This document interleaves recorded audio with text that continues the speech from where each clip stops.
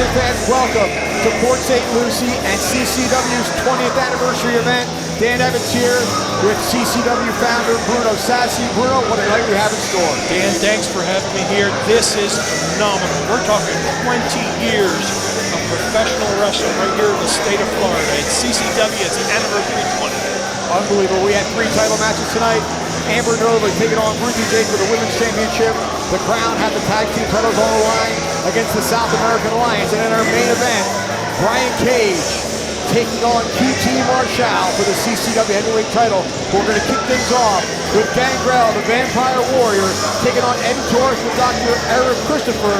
That's next. Welcome to CCW's 20th anniversary. Dan, strap yourselves in.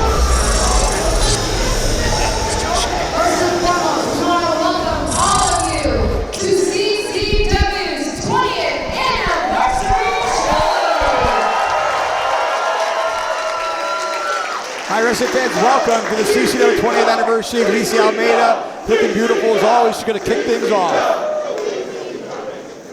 Our opening contest is scheduled for one fall. And it is for the Florida Heavyweight Championship.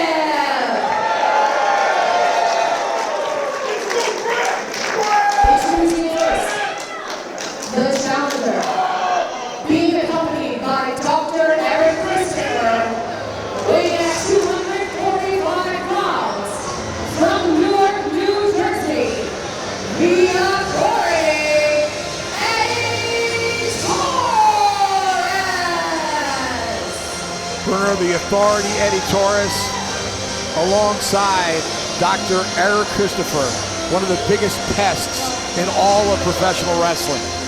I don't know what kind of trance this doctor has over Eddie Taurus, but it seems like he's got this guy for the last year on a warpath to get back at Gangrel. Well, he claims to be a psychiatrist, this Ariel Christopher. Apparently has some skills in getting in people's heads. More like a psychotic. And not afraid to stick his nose in Eddie's opponent's business. Well, I tell you what, if he sticks his nose in his business today, he just might get bitten off. Good point. Gangrel not willing to stand for any of that nonsense.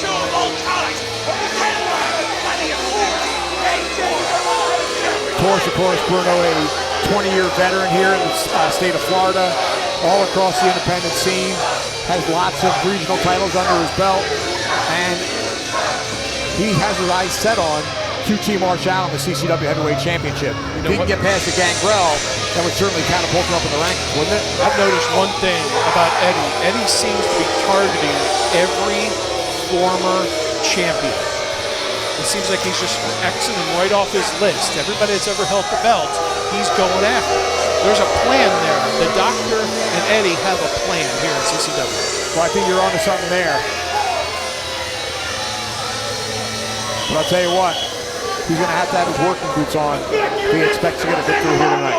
I'll tell you what, this matchup right here, on the other hand, I think Gangrel better have his working boots on. This Eddie Taurus is nobody to mess with. Indeed, but I tell you what, Gangrel always has his working boots on. You know that as well as I do.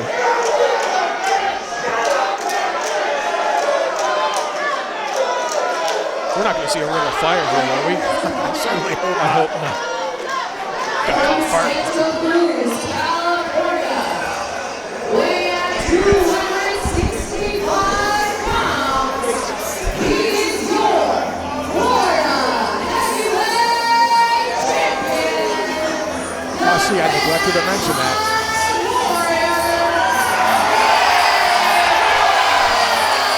Florida Heavyweight Champion, Gangrel.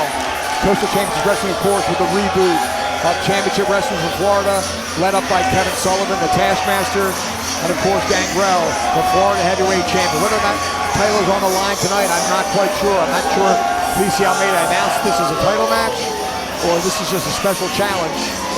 I guess we'll find out when the bell rings at the end. I don't think it really matters to Eddie Taurus. I think he just wants to put an X on the spot of anybody that has a belt or has ever had a belt here in CCW. And what an honor, What an honor to be a Florida heavyweight champion. To take what Florida Championship Wrestling did in the world of professional wrestling. They laid that path down for these future wrestlers, and for CCW to pair up with Florida Championship Wrestling, phenomenal. Just what an incredible lineage that Florida heavyweight title has. Anybody that was anybody came through Florida. I believe the last Florida Championship Wrestling Florida heavyweight champion was, in fact, Kevin Sullivan. I thought it was Mike Rotunda. It could have been. I can tell you this, I think Kevin claims that it was him. So there you see Gangrel. We're talking about a 35-year veteran, former WWE superstar, travels all over the world to this very day, competing in promotions everywhere in front of huge crowds like the one we have here tonight in Port St. Lucie. It doesn't get much tougher than Gangrel. Pain like candy. He does.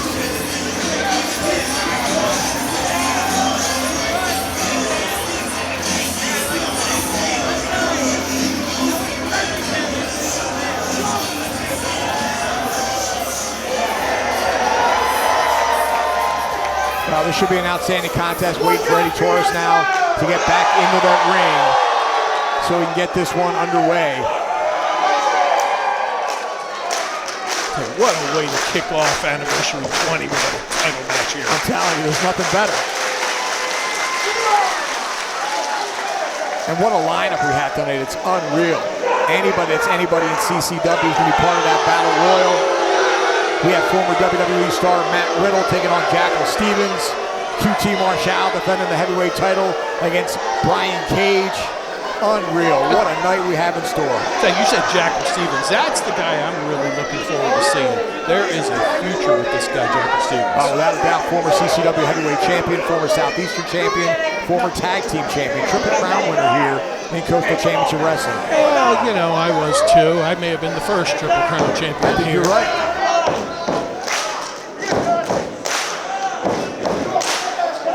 Your official for this one, Randy Eller.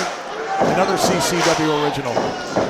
Randy's been around a very long time. We're digging them all up here tonight, Bruno. Where's Bruce Owens? He missed it. Bruce refereed last night.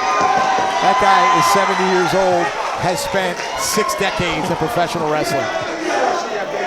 All right, the bell has sounded, Bruno. This one is underway. Taurus, who's put together, big guy, thick barrel-chested Gangrel. The Authority has a little bit of a height advantage. The Authority is a powerhouse. Taurus now taking his time. Collar and elbow tie up. And they're feeling each other out, Bruno. Taurus mocking Gangrel. Never a good idea. I don't know if I'd want to make a vampire my enemy, but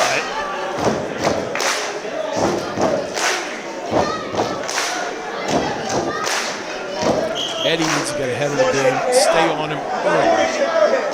But Gangrel extending a hand. I don't know if that's a great idea, Bruno. Would you trust a vampire?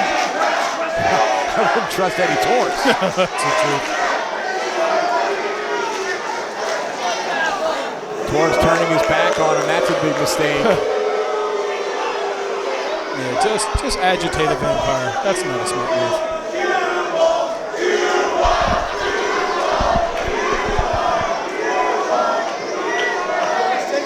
Crowd getting on the case of Taurus now as they square off once again. And again, Gangrel just shoving him back. Hey, Taurus is a powerhouse. Dave's no slouch.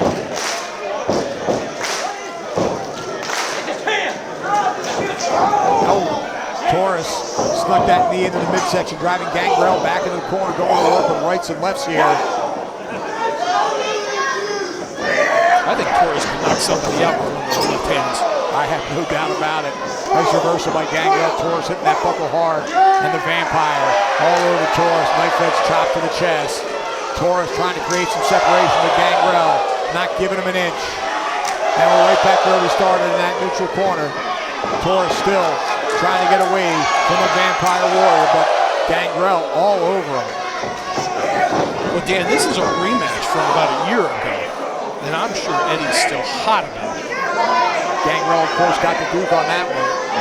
Taurus out of the way of a charging Gangrel on that one. Taurus now, when he has the upper hand, Bruno, he is relentless. He knocked out a fang.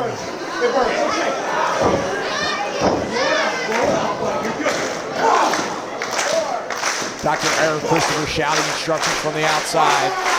Gangrel's just eating this like candy. Nice reversal and a big scoop.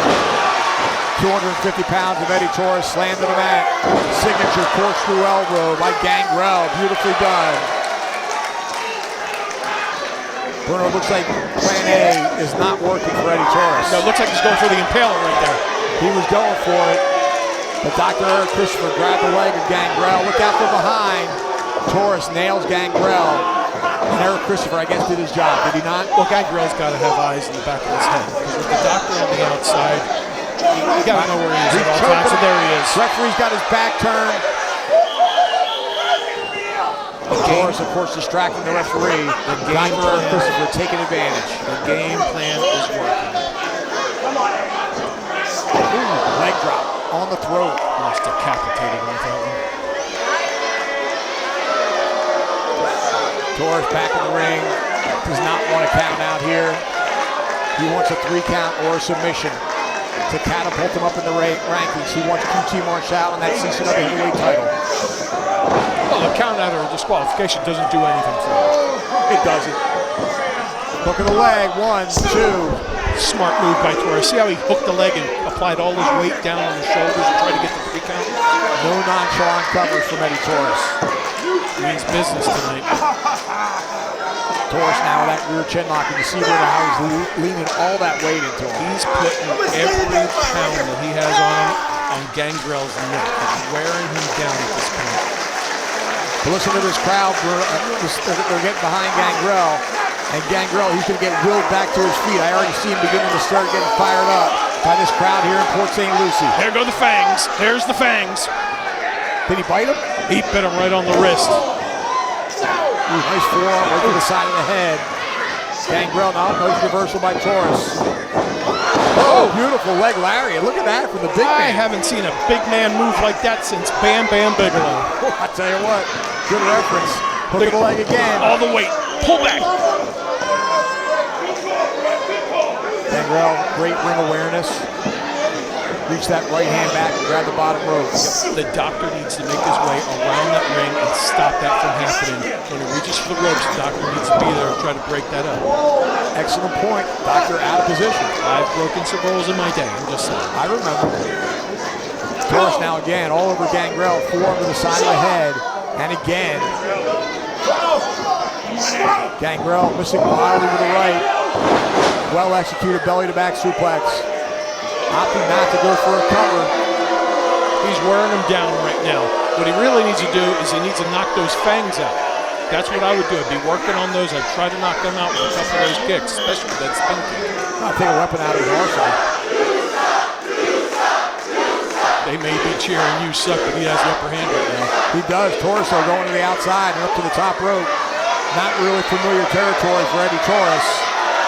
Gangrel prone. Gangrel out of the way. And that dome of Eddie Taurus just bounced off the canvas. He was thinking, Gangrel now trying to get back to his feet, Bruno. He was hoping that cannonball would land. Gangrel now going for that impaler. Taurus, great ring awareness on the part of Eddie Taurus. Turned him around, drove him back into the corner.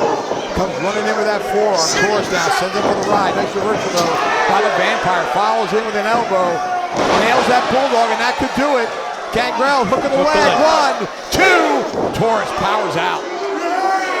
Well, Taurus knows if he hits that impaler, this quest is over. There's no question about that. If he nails that move, it's good night, Eddie Taurus. And he's done a great job of avoiding that move throughout the match. Gangrel now getting the upper hand with the rights. Knife edge chop again. Taurus with a reversal. Gangrel hanging on the ropes and nailed him with a boot to the chest. Clothesline on Taurus. And again, Taurus is down. He needs to get out of that ring and huddle up with the doctor at this point.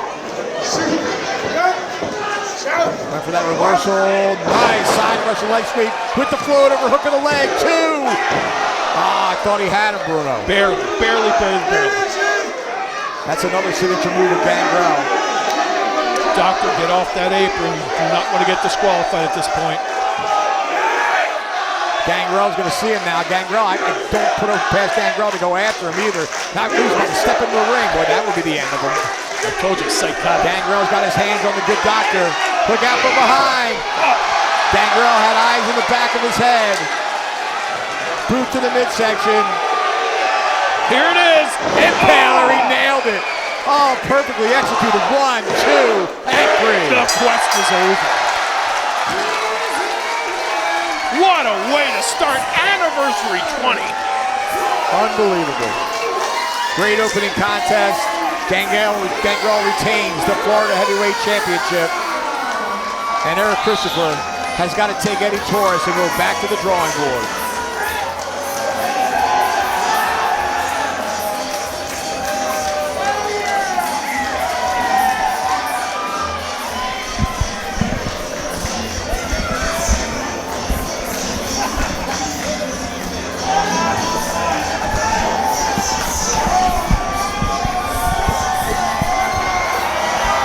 And the people here love Gangrel.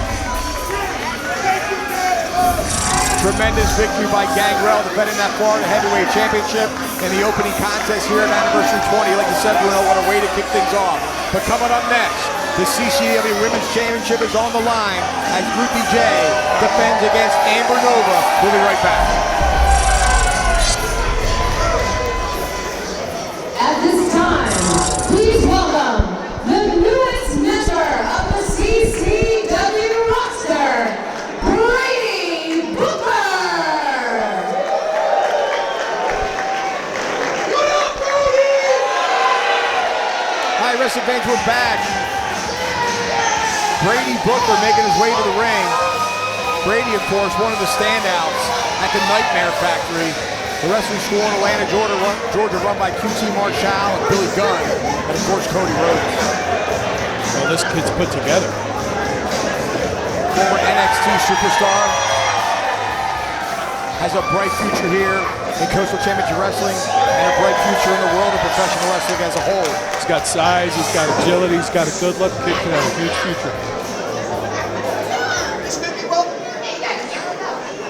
Brady, I can't think of a better place to welcome you than Port St. Lucie, Florida.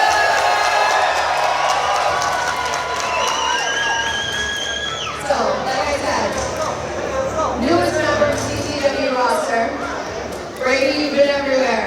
You're a standout at NXT. Now you're training with the legendary Billy Gunn and QT Marshall over at the Nightmare Factory. I see you're excited. What are you most excited about for joining the CCW family? Are you kidding me, Brodies? I'm so excited. You Brodies excited? I can't wait to face all the great wrestlers they have out here at CCW, and I can't wait to see you Brodies in Port St. Lucie every single month. Brady ingratiating himself to the fans here in Port St. Lucie. He is, but you know what, Dan? I don't know if I'd have my back facing that entranceway. Well, that's a great point. That's why you're the veteran. There's a lot of guys here that do not appreciate a newcomer. Well, you called it. Here comes Drago alongside Jimmy Wyatt. 2 more standouts from the Nightmare Factory. A little bit of bad blood between them and Brady Booker from what I understand. Both these guys are put together. We could see a powerhouse matchup here. Well, Brady Booker, he's got a smile on his face, but you got 2 big dudes. Come look at the size of Drago. He might be bigger than Brady Booker. I think he's taller. Look at the size of this guy. He's a big guy. But you know what? The bigger they are, the harder they fall. Well, Alicia Almeida better be careful. She doesn't want to step in between the 3 of them.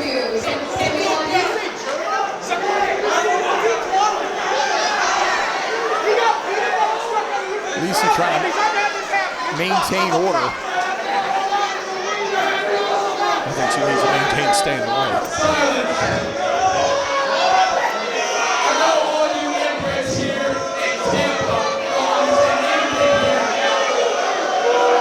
He got the city wrong. I mean, come on. That was intentional, was it not? It's been done before.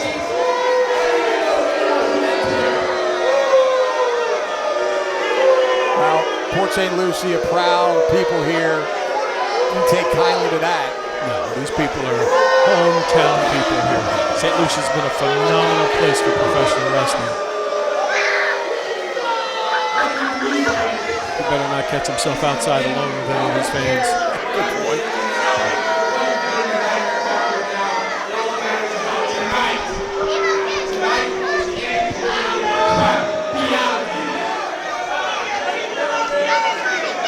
Royale has some words and a challenge for Brady Booker. Brodies. Hey, I know how to handle these two jokers. I don't care how tough Booker is. He doesn't need to go against 2-on-1 When against it him. comes to a fight, I've never said no in my life. But I see there's two of you and only one of me. So I'm not going to play your game. You got yourself a big guy there, Jimmy? Maybe let's see if I can go in the back and find myself a big guy. And then just maybe, Looks like we're going to have a tag team I'll match. see you out here tonight. Now, he just came here. Who is he friends with? Well, QT Marshall has brought a lot of the folks from the Nightmare Factory here to Coastal Championship Wrestling. But There's a lot of faces in the locker room that I didn't even recognize. QT has a title match, so he's got his own problems tonight. QT is out the window. He's got Brian Cage in the main event. It can't be him. Tag team match series. No, can't be that guy. This guy just got here. We don't know who he's friends with. This could be anybody, but I'm telling you one thing. If he wants to be successful, he better get somebody a lot bigger than these other two guys. That's something to look forward to. All right. So later on tonight, Bruno looks like we're going to have Brady Booker and I guess we'll call it a mystery partner against Jimmy Wild and Elijah Drago. That should be an outstanding matchup as long as he gets a guy big enough to match up against Drago. So how do Drago's a monster. you prepare for that? How do you prepare for a mystery man? Could be someone small, quick, fast. Could be a powerhouse. Who could it be? Well, that will be to Brady Booker's advantage, I guess. They don't have any idea. But coming up next, Amber Nova going for the gold against Ruthie Jane. We'll be right back. You could see a title change here.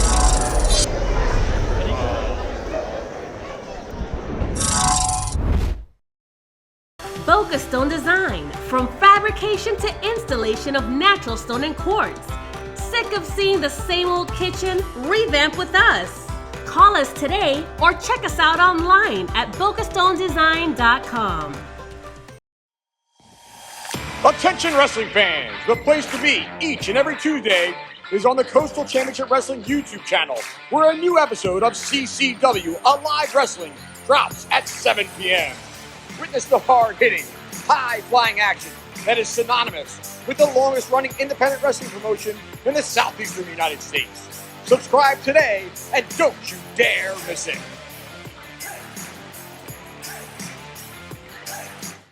Accidents happen.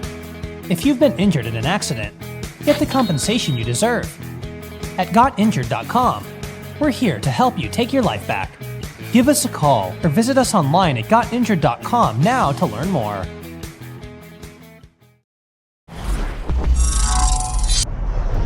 The following contest is scheduled for one fall. It is for the CCW Women's Championship. Introducing first, the challenger from Orlando, Florida, the Hot Rod Hottie,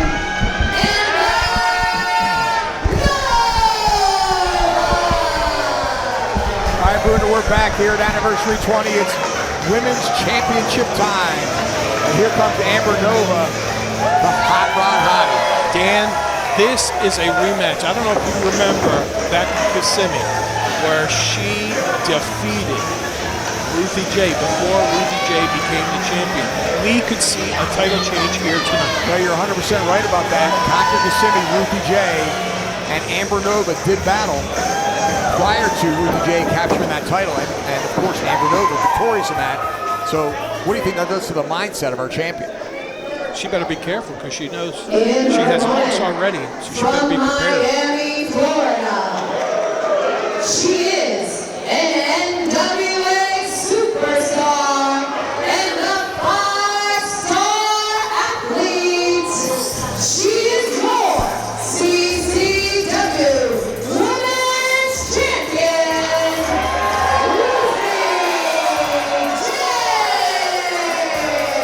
Ruthie J. Bruno, this gal is an unbelievable athlete, tremendous champion. The fans love her. You know, I don't know who to cheer for. Both of them are fan favorites here. Well, I'm kind of hoping we're going to see a scientific matchup here. I think so. Both of them excellent technical wrestlers. Ruthie J, of course, training under the tutelage of Gangrel. Doesn't get any better than that. Amber Nova, a 3 or 4 year veteran of the squared circle here in South Florida. See, this is where she's making her first mistakes there. She has her back turned to the challenger. Big mistake. You're 100% right. Well, I think she also knows that Amber Nova is not one to break the rules here. When the title's on the line, anything goes. You gotta be on guard, right? Be careful at all times.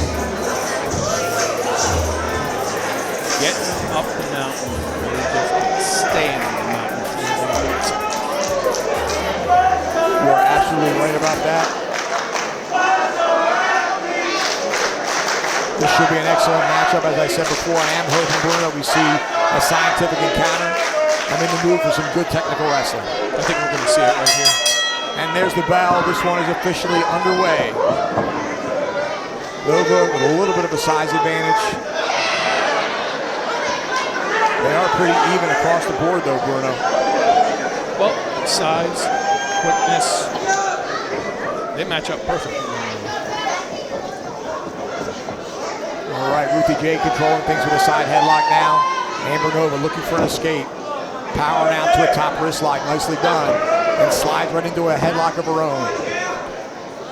It feels like they're keeping the pace a bit slow at the beginning, just to feel one another out to see where they're headed. I think you called that exactly right. It's a little bit of a feeling out process here. Nova, nice flip over. Reversal on that arm wringer. She's going to stick with that left arm now. Ruthie J trying to roll out of it. Nice kip up. And a nice reversal by the champion. Both ladies, Bruno, in outstanding condition. Not an ounce of fat on either of them. Goes for the snap mare. Look at Ruthie J just bridge up out of that. Well, they're in great shape because they're at the CCW school training. Absolutely right about that. Trading arm drags there, nicely done. Ruthie J now getting into the face. She took exception to that. Now, you know, if I was in that ring, I'd be using that hair to a disadvantage. I'd be yanking them around by that hair. I know you would. Never shied away from breaking the rules in your career. I wouldn't be worried too much about what the people think, even though I love the fans. I'd be worried about my opponent right now. Point taken. Nova now with the armbar.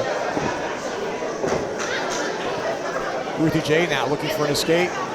Nova, though, is going to send her for the ride. Nice reversal, though, by the champion. Going for that springboard crossbody. Beautifully done. 1, 2.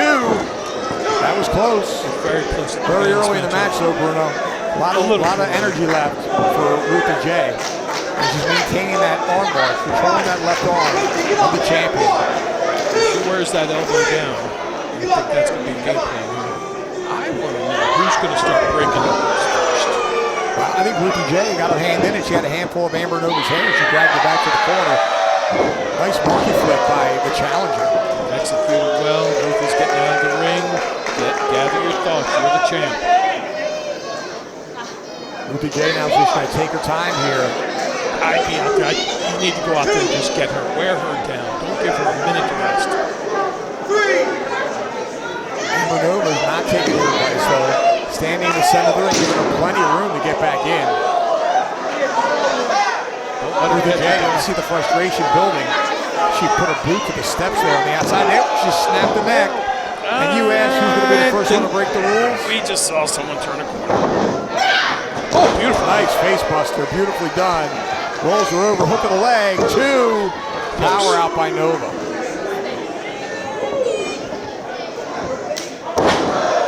Nice leg drop across the throat, and again.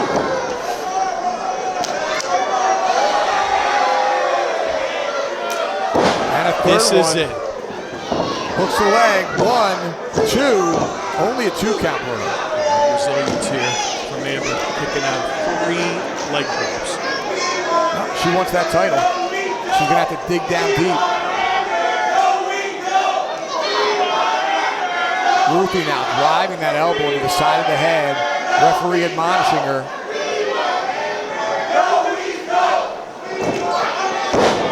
Beautiful move. Nice float over. 2, only 2. We are seeing a technical match here. But a little rule breaking thrown in by Ruthie J. Yeah, a little rule breaking every day, buddy. Well, it kind of does. She'll attempt to wear her down here, Bruno, with that rear chin lock. You need to cut off that air supply that you need to do right now. Tire her out, wear her down, set her up for yourself. And what do you do if you're Amber Nova? Make sure she doesn't choke you down. Make sure she doesn't wear you out. There you And make go. sure she does not hit you with her finishing move. Nice Russian leg sweep with a float over. Very reminiscent of Gangrel, her trainer. Oh, now we know where she learned that one. Without a doubt. And again, Ruthie J right back.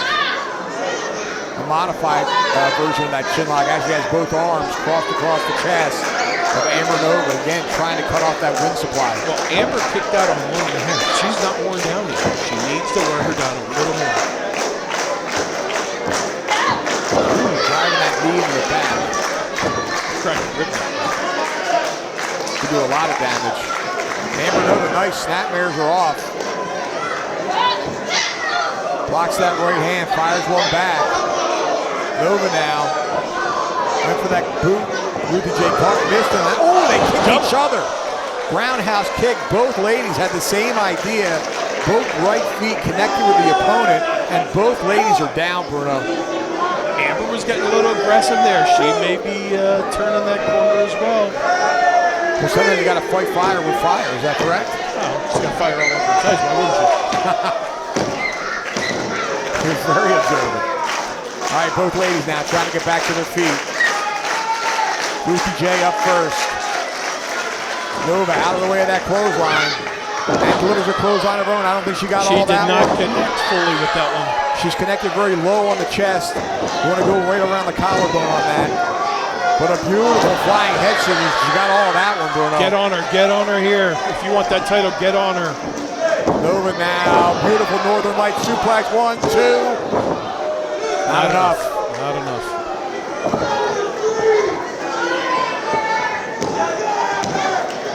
Ruthie J loves that CCW Women's Championship. She's not going to give it away easily. Nova stepped right over her opponent and looks to be heading to the top rope.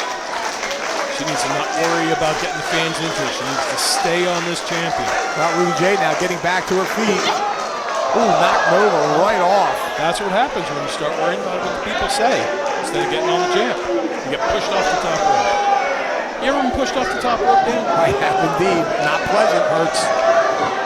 And a baseball slide with Nova out of the way and driving a forearm into the chest, and Ruthie J firing right back. This is an advantage to Ruthie. They're outside. The ref is counting. If this is a count out, she retains that title. Absolutely correct. Champion's advantage. And that could be a strategy of Ruthie J right now. She had a hard-fought battle here. Amber needs to get her in that ring before they get counted out. Oh. Boy, it's getting nasty on the outside, Bruno. Bending the rules a little bit. Nova now back up to the apron and back in the ring.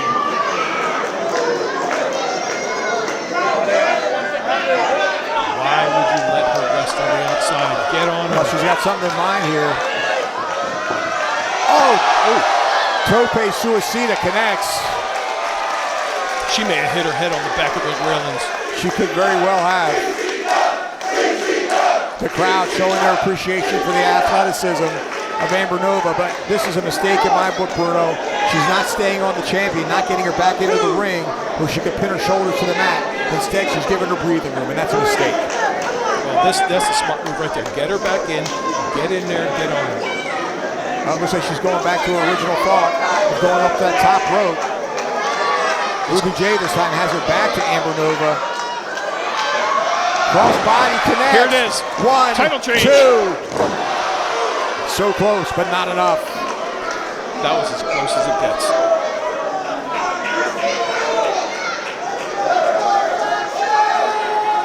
Well, Nova needs to follow up now. She can't give the champ any more room to breathe. Ruthie J. Oh, a shot to the throat. A la Luna shot. Absolutely. Ruthie J has her up and down. That could do it. Hook of the leg. 1, 2. Oh, Nova. She hooked the legs but did not pin the shoulders. Key mistake there. No way to cross the chest, Bruno. Now she's got it. There 1, it is. 2. But Nova able to power out. I like the way she stayed right on that for the next cover. The frustration mounting. Ruthie J slamming the mat. Can she put her away? Up and over she goes. Oh, O'Connor rolls. She's got her. 1, 2. Uh-oh, reversal. Oh, she's got a handful of tights. Oh, look at that. And she got a 3-count. She made the left turn and kept that title.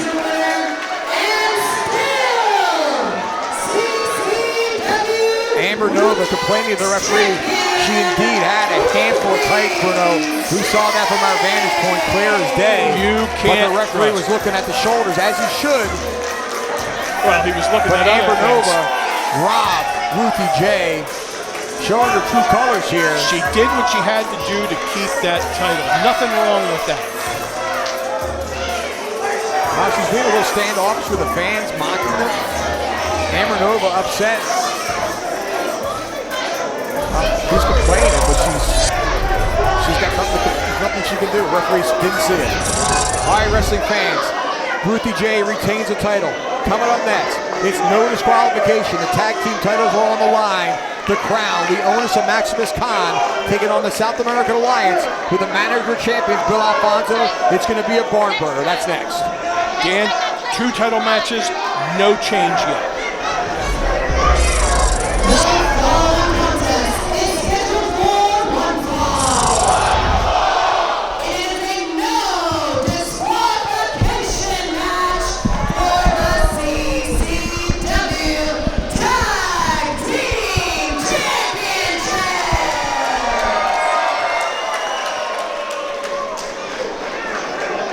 Introducing first, the challengers, being accompanied by the manager champions, Bill Fonzie Alfonso, the team of Ariel, Levy, and the Brazilian destroyer, Vinicious.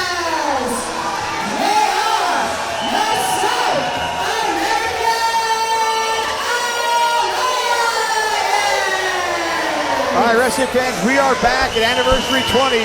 Bruno Sassi took a powder. I'm joined now by Tyler Kasner. Tyler, what a tag team title match we have coming up here. What a tag team title match indeed, and what a night it's been so far. 2 huge championship matches, no title changes yet.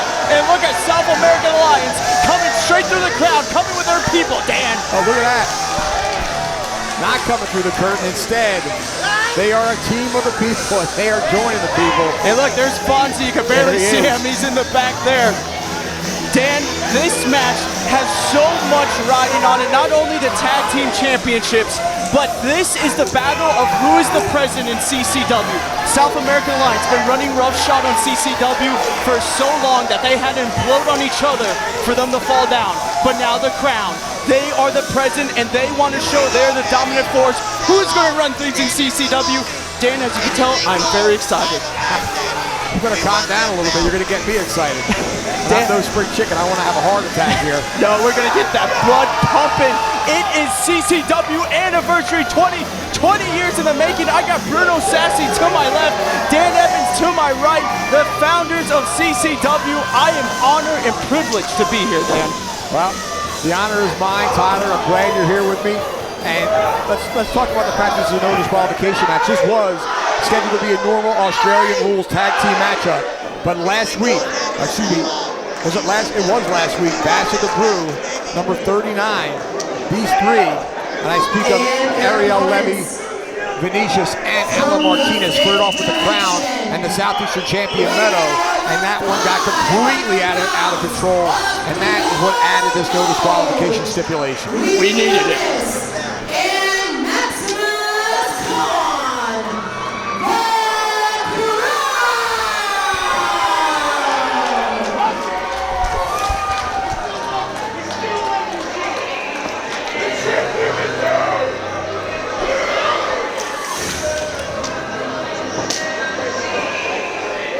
Levy, kendo stick in hand. Or peanuts, well. And there they are, the Qrown. Leonis and Maximus Khan, they are put together. And it is time to wake up. The CCW Tag Team Champions ready for war. I mean, Leonis, Maximus, those belts just fit around their waist. The most dominant tag team we have seen, maybe in front of a South American alliance, but that is what this match is to prove. Ariel Levy's in that ring. He is ready to go. He looks like a crazed man with that war paint on, got that kendo stick. Fonzie's trying to hype him up, but still keep him down because, I mean, this one's gonna get out of hand, Dan. It is indeed, there's no doubt about it. Once that bell rings, all bets are off. And this is gonna spill onto the floor. I see weapons being used in this match. I don't see it ending until somebody is beaten and battered. Now, Dan, you've seen these two tag teams more than anybody. Who do you think has the advantage in a no disqualification match, if there is any at all? I don't think one team or the other benefits from the no disqualification stipulation on this one. These are two rough and tumble teams that can wage war with the best of them. The no disqualification doesn't play to an advantage on either side, in my opinion. But I gotta tell you, the Qrown, both brothers, obviously, may give them the advantage. Vinicious and Ariel Levy, they collided, they wrestled one another. Levy turned his back on Vinicious, leveled him with a steel chair, and that was not that long ago. Is all the water under the bridge? We might find out tonight. Some people say South American Alliance are brothers bonded by blood. I mean, when you bleed together, you live together, you feed together. They have been together for so long. Bill Alfonso has his guys ready. This is such a big one. You feel it in the air. Oh, come on. Wait a minute now. I mean, that's the champion of champions. That's a damn legend. Well, good luck to the referee in this one. Yeah. He's just going to have to stand back and stay out of the way. There's nothing for him to do except for counting. And I mean count to 3. There's no disqualification here. He doesn't have to count to 10. There's no count out, nothing. In all respect to Phi Alpha Slam, Dan, but this is the biggest... Excuse me, Phi Delta Slam. Phi Delta Slam. Grief, Tyler. Sorry. I'm about to bounce you out of here. We're gonna get Bruno back in here. But no offense to you and Bruno, but this is the biggest tag team match in CCW history. And the bell sounds. This one officially is underway.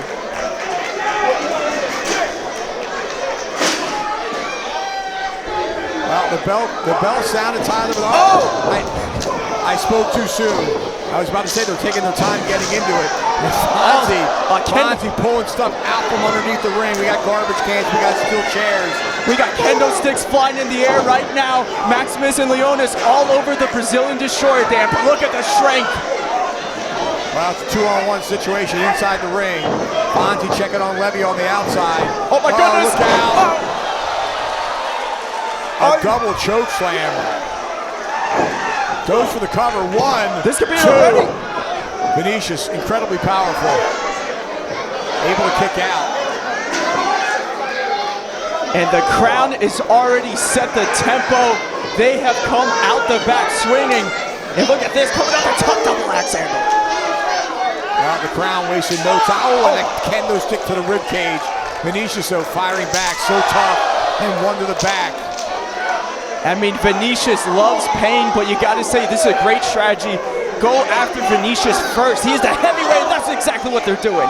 Hard into the corner post went the Brazilian Giant. And now Maximus has Levy on the shoulders, but Levy wriggling down the back, shoved him head first into that turnbuckle, but it looked like the Qrown was able to block that blow to the head, but he caught him hard on the chest. There is so much going on right now. Trash can! It is wild already. Dan, we're not even 3 minutes into this one. Well, for sure, you got to win this match inside the squared circle, and Levy is all alone in there right now. And the crowd chanting for tables. They are sick. I mean, we got trash cans, kendo sticks, now they want tables. Wait, look at this, Tope, no! Levy going for that Tope Suicida. Khan had it well scouted. Rounding the corner with that garbage can and just nailed Levy right in the face. And he ate all of it. The old adage is true, Dan. Steel meets flesh, steel wins every time. It does indeed. And Vinicious now with his hands around the throat of Leonis Khan. Oh, Vinicious has such heavy hands, Dan. Oh, and hard into that corner post. Khan now, Maximus Khan with a steel chair driving it into the rib cage of the Brazilian Destroyer and hard across the back. That one, oh my goodness. Ariel Levy has been lacerated. Compliment to that garbage can to the face. Oh, he is bleeding everywhere. Fonzie was trying to stop the blood, but it's not stopping. I mean, that... Oh my! The Malachi Crunch with those chairs, also known as the Concerto. And the Qrown are really in control of this one now. Vinicious down on the outside. Levy down on the inside. And blood gushing from his forehead. And now the Qrown enter the ring. It's a 2-on-1 situation. Levy is in trouble, but look at how he fights back. Gamely fighting back. The Qrown is all over him. Maximus with a shot to the midsection as Leonis pounds away with right hands. I've never seen the South American Alliance get dominated like this before, Dan. I mean, this has been so one-sided so far. Well, the Qrown certainly has been in control for the greater portion of this match. Khan again hammering away on Levy. Just a sickening display we're seeing. Oh my goodness, as the chops echo throughout the Mid-Florida Event Center. And look, the crowd now at a hush, Dan. They're guys. I mean, this is rare. We usually don't see this. Well, Fonzie's going to need to do something, try and get Vinicious back to his feet to aid Ariel Levy. Oh, well, look at this. The power. Spine buster. Excellent double team work by the tag team champions. Oh, they just called for it. 1, 2. Levy gets his shoulder up. Maximus Khan sent his brother outside to get a table from underneath the ring. For a second there, I didn't think we were going to get a table. I thought Ariel Levy might have been done for. Well, I don't even know for sure that he does have a table. Oh, wait. I spoke too soon. He certainly does have a table. Everyone is excited about that except Ariel Levy. I don't even know that Levy is aware. Now he might be as he's trying to get back up to his feet. Vinicious, though, still down on the outside. And Dan, to your point, the blood in the eyes of Ariel Levy, he might not even be able to see right now. Oh, but look at Fonzie. You'll always have to keep Fonzie in your eyes when he's in these type of matches. The hardcore match. And boy, Maximus Khan didn't even flinch. No way. Fonzie on his horse. He's getting the heck out of there. Thank goodness. Levy at the mercy of the Qrown. So Levy's going to be done. There's Vinicious with a chair to the back of Maximus Khan and one to the lower back of Leonis. And again, Vinicious hammering away. Just swinging for the fences, trying to save his partner, Ariel Levy. Look at this. Maybe we're going to see an assisted maneuver here, Dan. Vinicious has Khan up in the electric chair. He doesn't look too stable up there, though. Look out, spear! Oh! He cut him in half, Dan! Levy's still up there! Khan now with Levy. Oh, Fonzie. Oh, what the hell Wait a is minute. this? Meadows in the ring. Oh, look out! Meadow just speared Fonzie, for God's sake. Get him the hell out of there! This unlikely alliance between the Qrown and Meadow. And here comes Alan Martinez. Thank goodness! And a spin kick. Catches him with that chair in the face. Over the top and down hard on the Southeastern champion is Alan Martinez. Vinicious is down. Levy is down. Martinez hammering away on the Southeastern champion. The Bulgarian Punisher now. Driving Martinez back to the locker room. Absolute chaos. We're trying to keep up with it. Thank goodness for S2S. Someone's got to check on Fonzie. Fonzie's down on the outside. Meadow connected with that spear. For God's sake, Fonzie's in his 60s. But Fonzie puts himself out there, Tyler. Yeah, I mean, you can't blame the Qrown. I mean, when you enter that ring, you're putting yourself at risk. Qrown now setting up another table, but this time on the outside. The hard floor here at the Mid-Florida Event Center. The Qrown want to put away South American Alliance for good. This is beyond keeping those tag team championships. This is being the only tag team on the mountaintop. Vinicious trying to fire back as the Qrown is trying to enter the ring. Leonis Khan halfway in and halfway out. Maximus Khan on the apron. It looks like they're going to try and superplex the big man onto that table. You don't think, Dan. You don't think. They got him up halfway. Vinicious hanging on for dear life. Oh! And Levy coming at him with a kendo stick now. Saving his partner there. He just connected to the back of the head with that kendo stick, evening the odds. The Qrown is down. Levy now mounting and going to work with right hands on Leonis Khan. Levy fired up. He's got that kendo stick. And again, hard across the back of Leonis. Maximus down and out in the corner. Vinicious down and out as well. Fonzie nowhere to be seen. Leonis Khan prone on that table. Levy going to the top. Khan, though, rolls off that table, and it's a right hand to Levy. Levy in serious trouble now. That table just behind Leonis Khan. Had that such great ring awareness, being able to get off that table and cut off Ariel Levy. What are we going to see, Dan? Well, Khan moving that table into better position. Levy driving right hands into the rib cage, trying to avoid being superplexed on that table. He's took a big chunk out of the forehead. What the hell? Leonis Khan. No. Oh, sunset powerbomb he's going for, but Khan holding on for dear life, but here comes Vinicious. Assisting. Oh my God. That table did not give way. Not at all. That table did not give way, which caused more damage in my estimation to the back of one half of the tag team champions, Leonis Khan. Dan, what are we seeing? Bodies everywhere. These men put it on the line. And they're going to do it again, Dan. They're going to spine buster him this time. And that time, the table collapses. And there's the cover. 1, 2. Oh! Spear on Levy through Vinicious. There was not a 3 count. It was enough to interrupt the pin. Where is this one going to end? It's mass chaos at the CCW 20th anniversary event at the Mid-Florida Event Center in Port St. Lucie. This is 20 years in the making. This is the greatest tag team match in CCW history that we're witnessing so far. South American Alliance making their way up to their feet, Dan. I don't know who's got the advantage.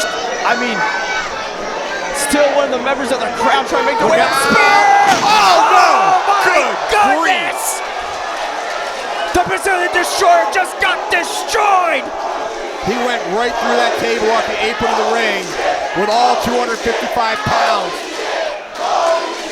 of Leonis Khan tumbling on top of him.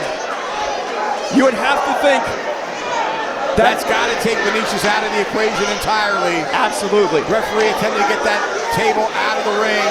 That leaves Leonis Khan. Oh! He got the boot up, Dan! Toe breaker. That was actually Maximus Khan on the outside of the ring. My mistake. Leonis Khan just ate a pair of knees of Ariel Levy. Levy now going to the outside. He's going for it all. Leonis is in trouble. He's in there with a former CCW heavyweight champion. Levy perched on the top. Oh, and he speared him in midair. Can you believe it? Hook of the leg, 2, and 3, and the Qrown retains the tag team title in an all-out war. What a match.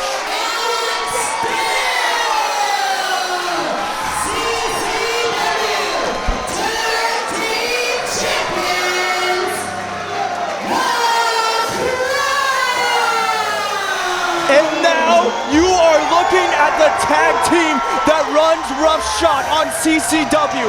You are looking at the present. This was one of the most unbelievable tag team matches I had the privilege of calling. The South American Alliance in ruins. They put everything on the line, Dan, and they still could not topple the Qrown. Boy, the Qrown at this point seems to be undefeatable. Undefeatable indeed. I mean, who is going to stop these guys? South American Alliance. They were the ones. They were the CCW's best of the best to send out there.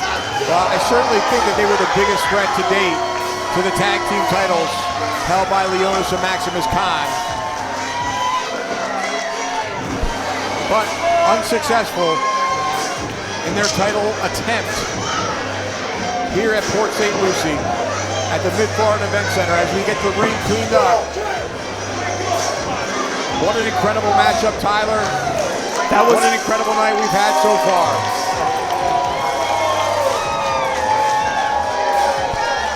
Unbelievable tag team war as the Qrown retains. Coming up next, a match that I've been looking forward to, Tyler, since it was announced. Stallion Rogers takes on the franchise of CCW, Chacha Charlie, coming up next.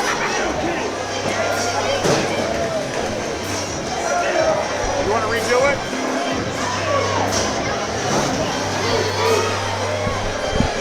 John! Smart everybody up, not crossing in front of him.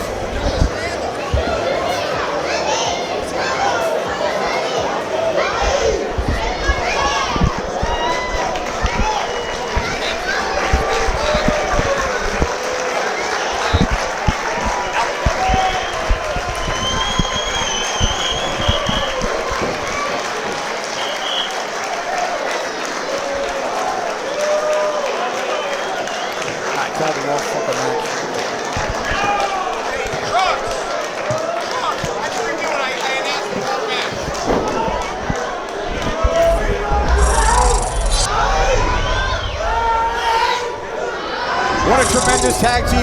It's unbelievable. Coming up next, the 20th anniversary Battle Royal. All the stars of CCW hit that ring. Let's see who's the last man standing.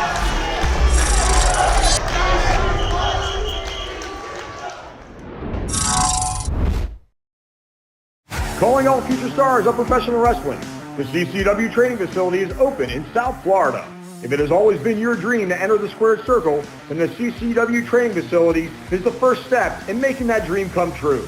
All of our trainees will participate at our live events and be part of our weekly TV show. Classes are forming now for referees, managers, and for male and female wrestlers.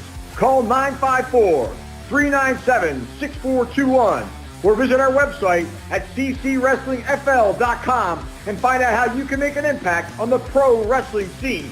Call or click today. Do you want to be a mark? Or do you want to leave a mark? I'm smarter than the average bear. Hey, CCW fans, Minutes to the Bell Time is your one-stop shop for pro wrestling news and information. Stay up to date with the daily wrestling news show, the Body Slam Brigade newsletter, and check out our social media for daily updates. Find out more by following Minutes to the Bell Time on Facebook, YouTube, Instagram, and Twitter.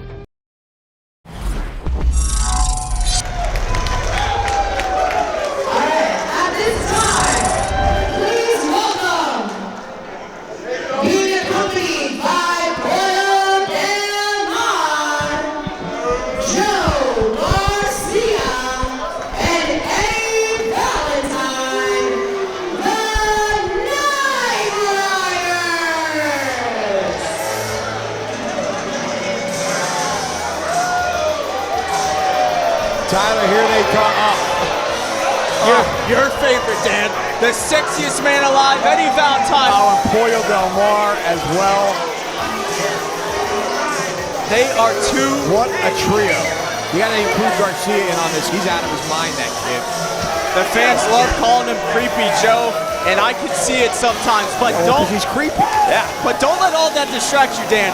The Night Riders with Pollo Del Mar by their side is one of the most dangerous tag teams in all of CCW. Last Bash of the Brew, they were victorious in one of the craziest ladder matches we saw, that jailbreak match against Monster Mosh. And they said they got bigger and better things in front of them, and you know we're going to hear from them. Yeah, well, they want the tag team titles. They want the crown. But after what we just saw, you think they can match up to the South American Alliance? I'm not sure. But I tell you what, they're an accomplished tag team. There's no taking that away from them, despite Eddie Valentine and his antics. And, he just makes me want to throw up, Tyler, I gotta be honest. Come on, Dan.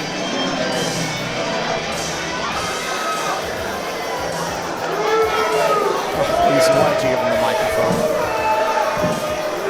I can't believe we're about to hear from Eddie Valentine. I'm so excited. Ladies and gentlemen,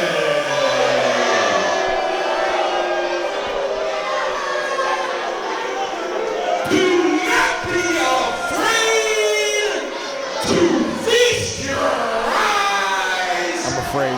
On the 50-inch chest of the sexiest man alive. Who measures that for him?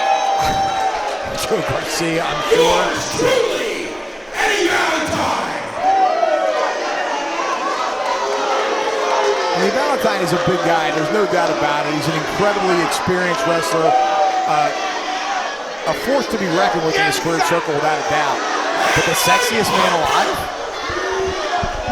Is that for People's Magazine? I'm not going to argue with him.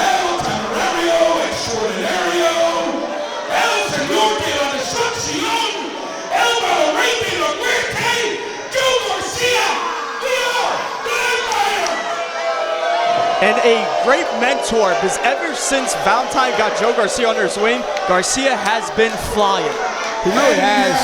There's no doubt about it. Introducing the champion of managers, the one, the only, Queen of Florida, Pollo Del Mar. What an introduction. I'm telling you. Can't take that away from him. Lizzie needs to be careful. Might get her job taken. You are nothing but Port St. Lucie trash. Oh, come on. And look at the smile on Valentine's face as she says that. Great state of California. The First Lady of CCW, Pollo Del Mar. Good grief. CCW wouldn't even have made it to 20 years. What is Pollo talking about? But whether you deserve it or not, you peasants, your queen has a royal decree. Oh, shut up! Don't you dare boo me! Don't you dare boo me! Don't you dare!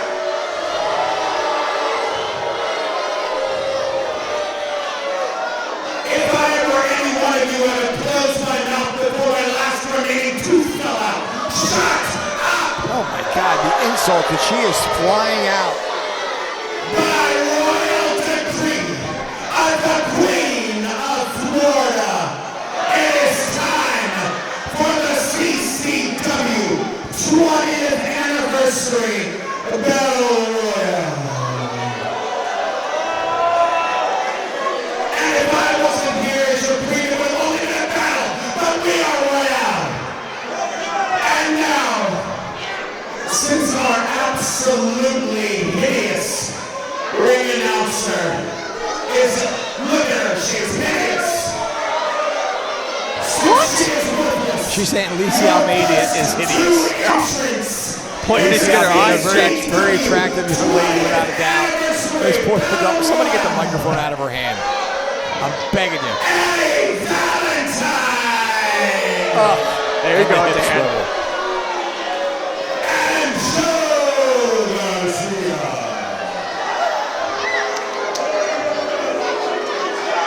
I'm sure that either of you will take it home. Good job. That's your first two contestants and you don't even deserve it. Why is Pollo always so angry? Ring the bell, loser. The bell rang at the instruction of Pollo Del Mar. I got so I'm not scared. I'm not really sure why, Tyler, because the match hasn't begun yet. I'll tell the you. rest of the participants have not. What are we doing? What is going on? Am I missing something? Oh, they're hugging. Listen, there's a lot that just happened there. I don't know why Pollo is so angry. We are celebrating 20 years anniversary. She just screamed at me to ring the bell. I didn't want to get beat up, Dan. I mean, I'm confused. I know the fans have got to be confused.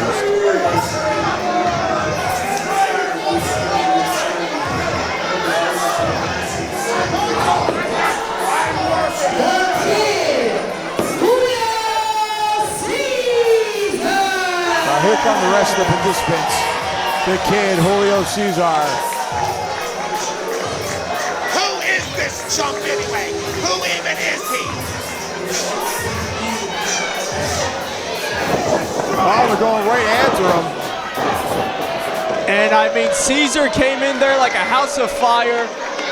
The kid has so much heart, but it doesn't matter when you're in there 2-on-1 against the Night Riders. Oh! I'm at a bit of a loss here. Is this a Royal Rumble type battle royal? That would make both of us, Dan. And there goes the kid. You're right. Our next entrant, Dudley.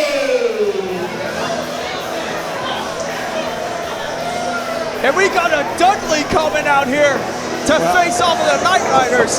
Nobody has smartened me up on the rules of this match. It appears to be the Night Riders against everybody that comes in, and once they're eliminated, then the next competitor comes. There goes Dudley. Thanks for coming, Kid and Dudley. The Night Riders are running roughshod.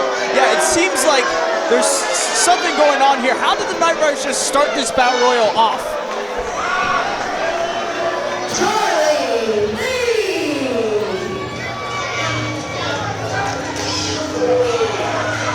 Here comes Charlie Lee, you know, Dan, a great prospect around the independent circuit. Oh! Right there showing off his agility. Wow, double drop kick, nice spin kick to the midsection. Obviously very skilled with his feet. My first opportunity to see him in action.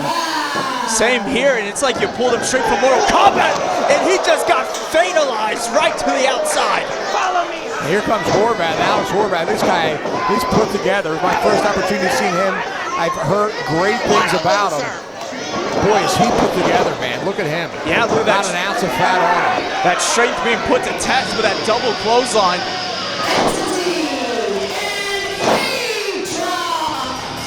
Entity and Aatrox now. Now we're on a bit of a roll here with the entrance. I am completely unclear on the rules of this Battle Royal. It seems like in this Battle Royal you should have brought your tag team partner because you can enter at the same time. Yes, so. And now they seem to be flowing out. Being accompanied by Invidia. You know, Very interesting. Veritas coming out here. You know, the entity has been at, the Invoked, have been at a civil war with each other with Veritas, the entity, and Aatrox. And right now we're seeing it. Well, I think after last night in Doral, the party is over. Aatrox and the entity have made it clear they want no part of the Invoked, Veritas, and the Wince, and NVIDIA. And now this ring is getting filled up. Bone Crusher coming. Oh! A devastating move by the team of Aatrox and the entity. And there goes Veritas. He's going back to the 9th circle.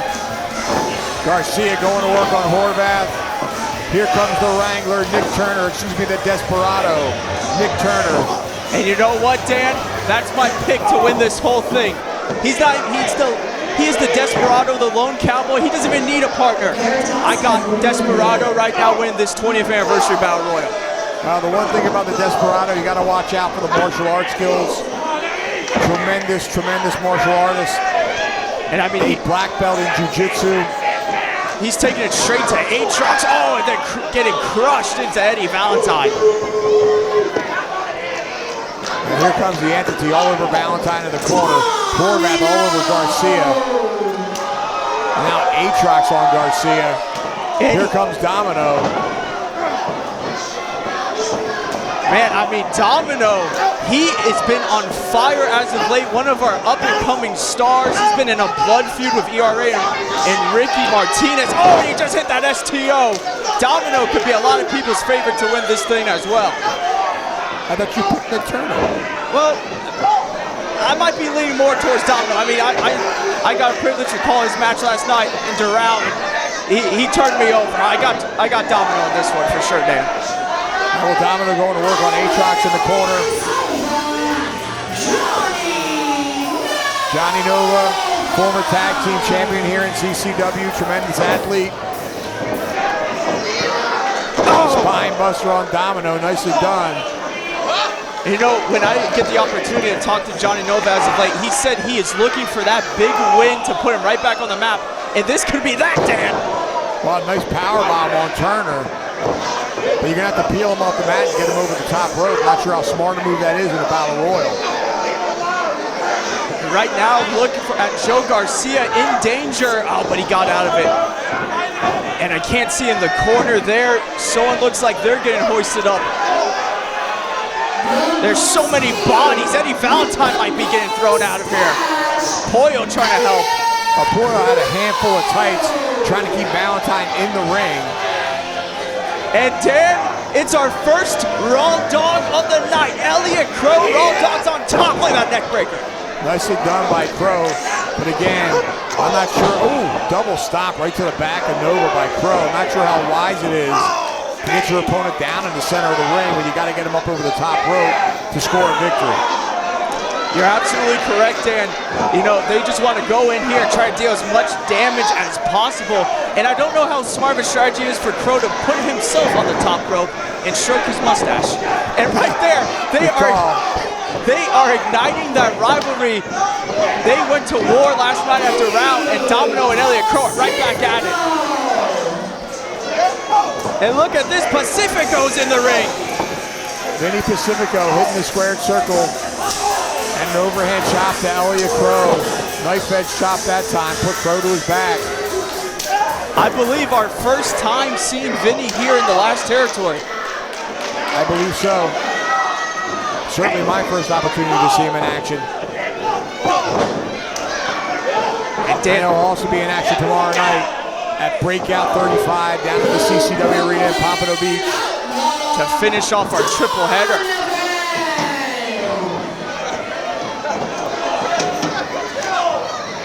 And I got a chance to see this man coming out, the Brooklyn Outlaw Donovan. He took it to Chacha Charlie at Trippin' Animals Doral at Rumble in the Jungle 3 last night. It'll be interesting to see what he can do. And look at this, he's employing some strategy here. Oh man! He just threw Pacifico right into that corner post. Did Pacifico go out over the top rope? I didn't see it. No, I think he pulled him out underneath the bottom. He pulled him out right underneath. Vinny is still in this one, and the Brooklyn Outlaw is going to work on Joe Garcia.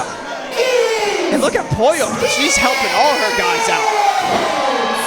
Yeah, she's been a very valuable asset to have at ringside. And there's Skits. Big fan favorite here in Port St. Lucie. And Dan, I might be wrong, but I'm pretty sure while Skits was coming out here, Elliot Qrown threw out Domino. I don't know who would have picked Domino, but Domino got thrown out here by Elliot Qrown, and that's why Qrown has been my pick. And there goes Nova. And my pick already got 2 people out. Elliot Qrown, fire! Oh! Skits bounding back off that middle rope. Skits, of course, having his problem. Oh, beautiful satellite DDT. Nicely done. Oh, jeez. Pretty Rich Wise. One of the most despicable individuals in all of Coastal Championship Wrestling. A putrid man. No argument for me there, my friend. And you know, Pacifico and Donovan doing battle on the outside of the ring, and there goes Donovan. Vinny getting his revenge on Donovan there. And Pretty Rich Wise is still dancing outside. Still not on the ring. Oh, fireball! What just happened? Skits just fireballed the Invoked and Eddie Valentine. Now Pretty Rich Wise is in the ring. What the hell is going on, Dan? Oh my goodness! Well, it was a well-executed neckbreaker by Pretty Rich Wise on Skits. But again, I don't know how smart it is to employ the strategy of getting your opponent down in the center of the ring when the object of the match is to throw him over the top rope. That's disgusting. Just completely disrespecting Skits. Uh-oh. And here comes the Macho Man. Don't turn around. And there goes Rich Wise. Good night. That's why you don't turn around. Turner going after Killmeister, though, really turning the tables on the Outlaw. And the fans here point say, oh, Lucy. He drove that knee right into the chin. The fans are behind Ozzy here in Port St. Lucie. And Turner and Ozzy are just trading big blows. Turner flat on his back. And there goes Nick Turner. That was your pick, right? No. Elliot Qrown has been my pick. I have not switched. Do I see that right? Skits in the corner has a balloon of sorts? That is a balloon. He was blocked by the giant hair of Pollo Del Mar. He does have a balloon. Valentine over the top. Oh! But both feet have to hit the floor. Oh my God almighty. The pelvis and swivel. A headbutt, and Valentine is out. See you later, sexiest man. And Monster Mosh is moshing all night long.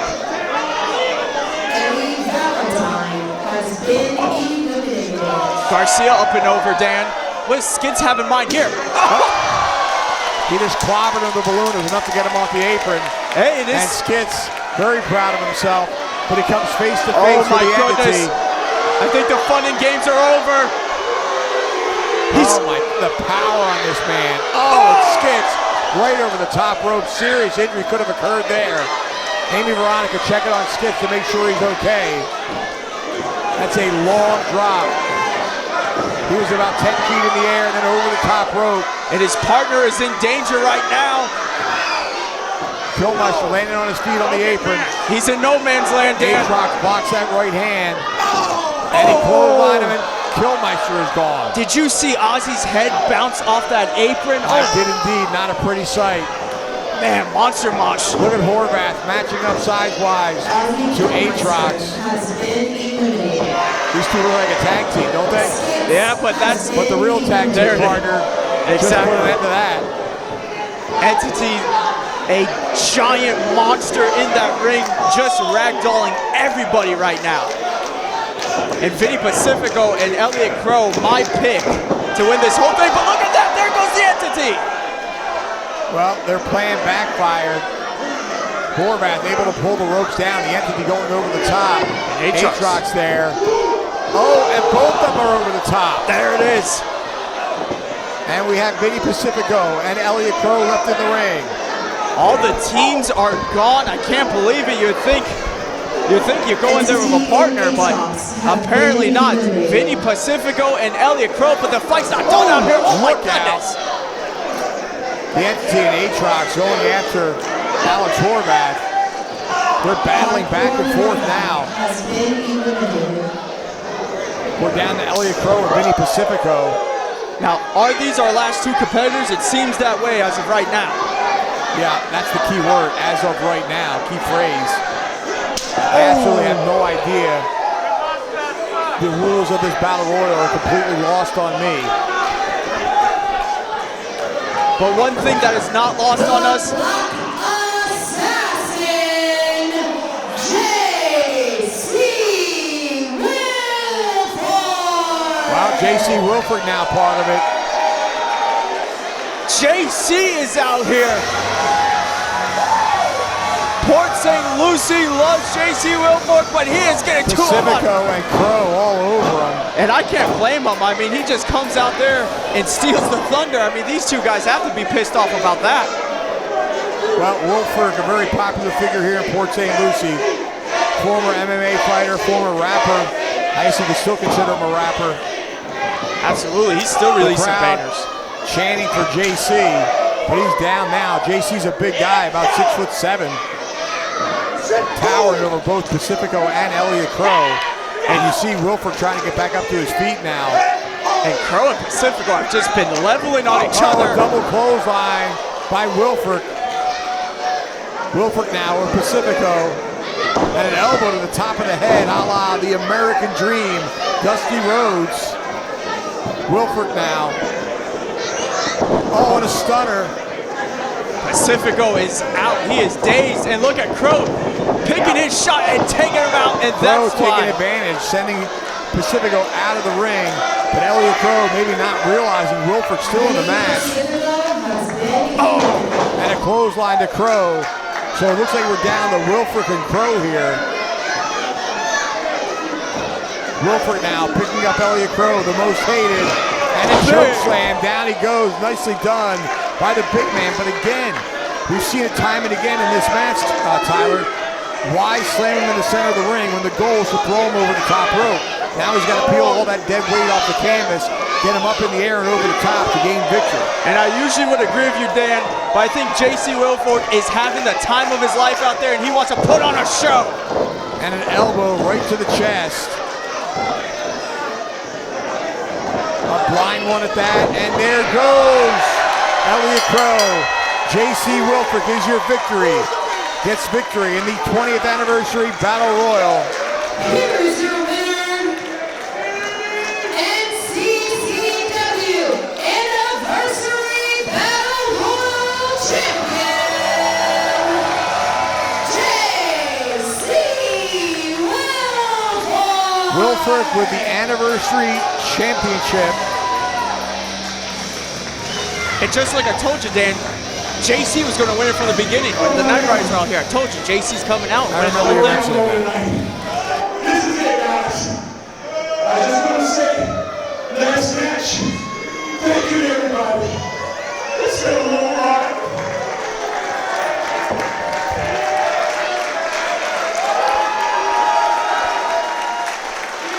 Well, JC Wilford overcome with emotion. Dealing with a lot of injuries, a lot of health issues, but he was bound and determined to be part of this Battle Royal, and he pulled it out in the end, and he is victorious. But he's saying this is his last match. Man, and what a match to go out on, victorious, going out on top, and the CCW faithful here in Port St. Lucie love JC Wilford. Nice round of applause. JC Wilford victorious in the CCW 20th Anniversary Battle Royal. Coming up next, one that I've been waiting for, Tyler. Stallion Rogers taking on the franchise of CCW, Chacha Charlie. We'll be right back.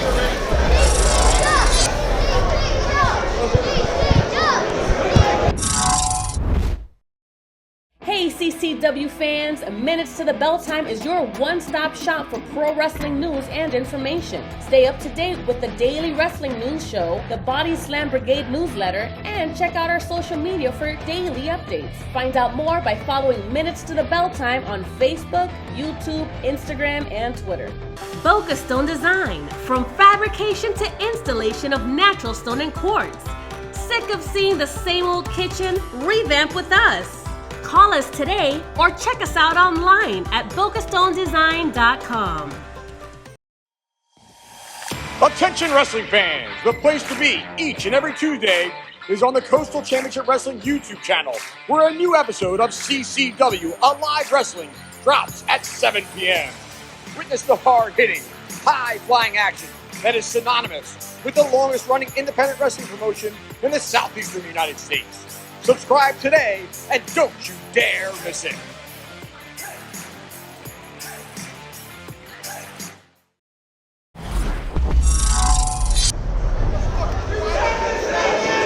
The following contest is scheduled for one fall. Introducing first, from Qrown, Texas, Stallion Rogers.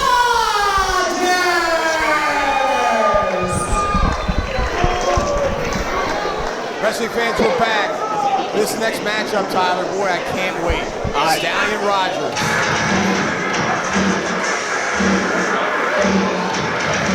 I've had this one circled big time.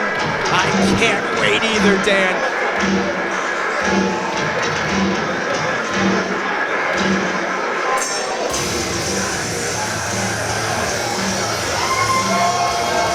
We've seen Rogers go to war with Alan S2S Martinez down at the Unbranded Brewing Company in Hialeah, Florida. They had battles 3 months in a row. And this guy is one of the most dastardly wrestlers I've ever seen in that square circle. Those matches had some of the loudest chops I've ever heard. I mean, Stallion Rogers comes out there with one purpose and one purpose only, and that is to destroy everything in his way, and he wants to do that to the face of the franchise, Chacha Charlie.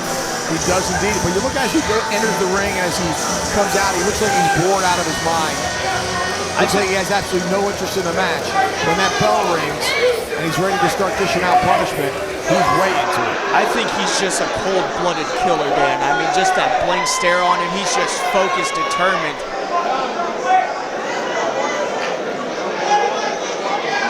Amy around and constructing move in the neutral corner. I mean, again, Rogers doesn't seem to care about anything going on around him. And his opponent, representing La República Dominicana, and now residing in Port St. Lucie, Florida, weighing at 220 pounds, the CCW franchise, Well, the crowd comes to their feet here in Port St. Lucie. And Dan, you can't have the 20th anniversary without the face of the franchise, Chacha Charlie. Everyone's up on their feet like always when Chacha comes out there. You know, rumor on the street is they're calling him the Golden Goose of CCW. Is that right? That is the Golden Goose. Like Lou Reardon. Reardon. I'll take it. I get it. I get the whole Golden Goose thing. Chacha Charlie is certainly the most popular wrestler here in Coastal Championship Wrestling. And a tremendous competitor. Let's not take any credit away from him. Give credit where credit is due. Chacha Charlie, an outstanding competitor. Former CCW heavyweight champion, 2-time former Southeastern champion. He has almost done it all, and now, I don't know if you would agree with this testament, almost moving in a measuring stick position of CCW.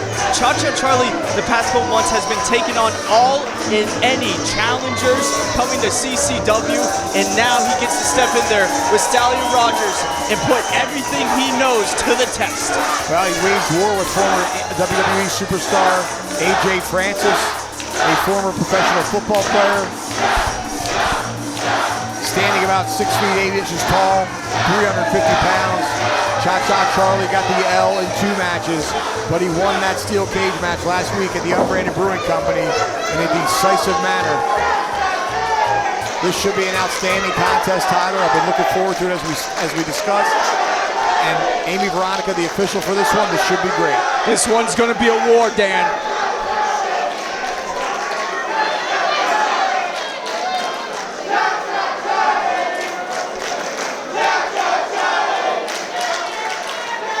Veronica giving some final instructions here.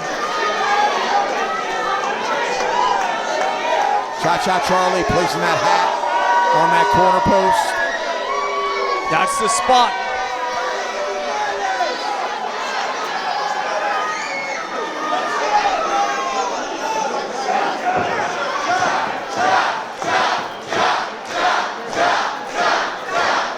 He's got this crowd in the palm of his hand, Tyler, does he not? Like always, Dan.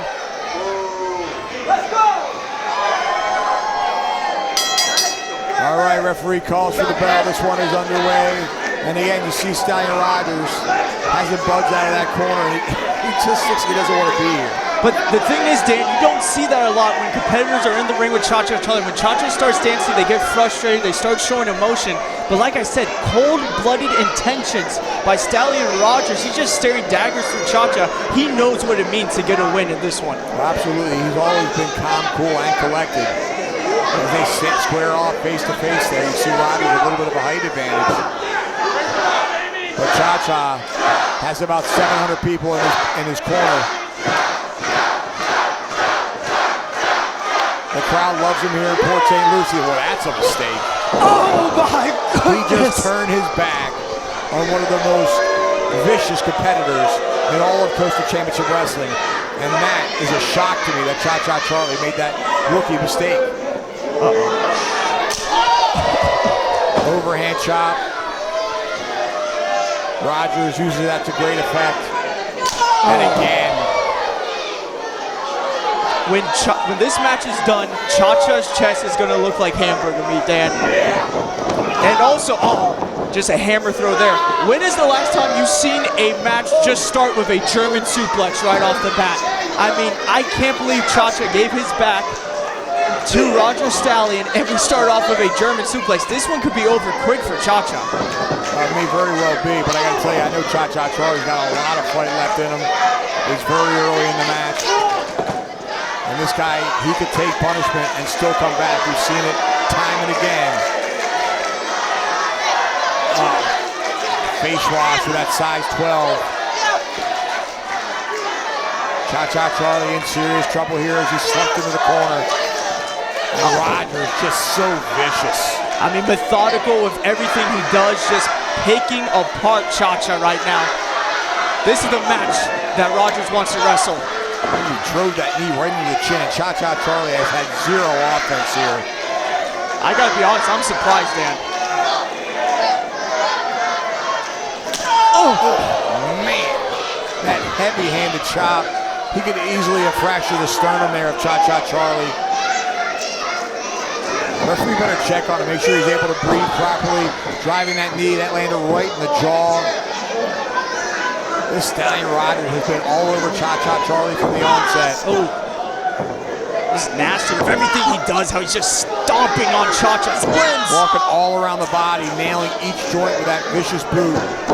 That time to the wrist.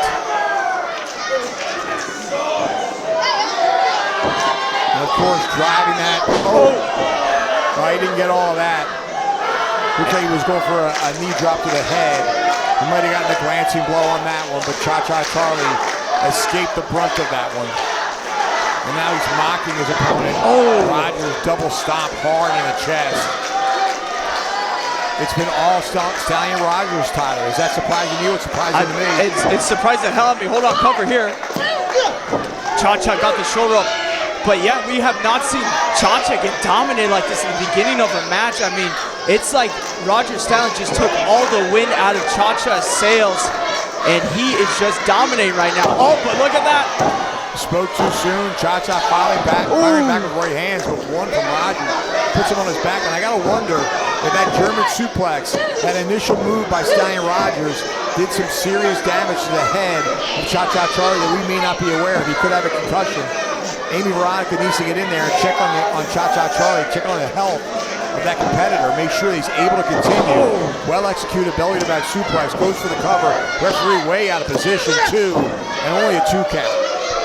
And as you mentioned, back of the head there, another suplex, this time body to back, just working over Chacha. And look at this again, look how he's standing over him, almost like a hunter looking at his prey.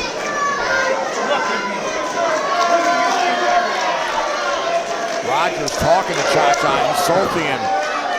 Chacha fired a shot, but Rogers fired right back. Hook of the leg, 2. Only a 2 count. Chacha really desperately needs to mount some offense here, Tyler. And Dan, I don't know what it's gonna take, but Chacha needs to find something to get out of this as his chest just got caved in again with a chop. He's got to dig down deep, but it's another nice knee drop. 1, 2. Chacha able to power out. The longer this goes on, Tyler, the worse it gets for Chacha Charlie. And I gotta really believe that initial German suplex did a number to the head of the Dominican Republic superstar. And here comes Chacha Charlie back as soon as I said that. Firing away with successive right hands and knife edge chops. Now Chacha's feeling it. He is feeling it, so are these fans. Oh, but he gets cut off. Beautiful drop kick right in the chest. As soon as Chacha gets going, Stallion Rogers completely cuts him off. Look at that senton, and just forces his will onto Chacha. Referee there, hook of the leg, and 2. Only a 2 count. You gotta think, like you mentioned, Dan, whatever plan Chacha Charlie came in here with, all went away with that first German suplex. Yeah, it really did. Chacha has shown almost no offense here in this matchup. And Chacha is a very offensive wrestler. Has a huge arsenal, a tremendous moveset. But he's really been at the receiving end of a lot of punishment. Beautifully done there. That full Nelson into that belly-to-back German suplex with the release. And Chacha giving Roger a piece of his own medicine there with that German suplex. Beautifully done. And now we're getting a standing 10 count, Dan. Well, Stallion Rogers holding the back of his head, but obviously Chacha Charlie unable to capitalize on that beautiful offensive maneuver. Now Chacha back to his feet before Rogers. And the crowd, you hear him getting behind Chacha Charlie. Both men up. Out of the way of that clothesline. Sling blade, nicely done. And again by Chacha. Chacha is finding it. Are we going to see it? Beautiful side salto suplex.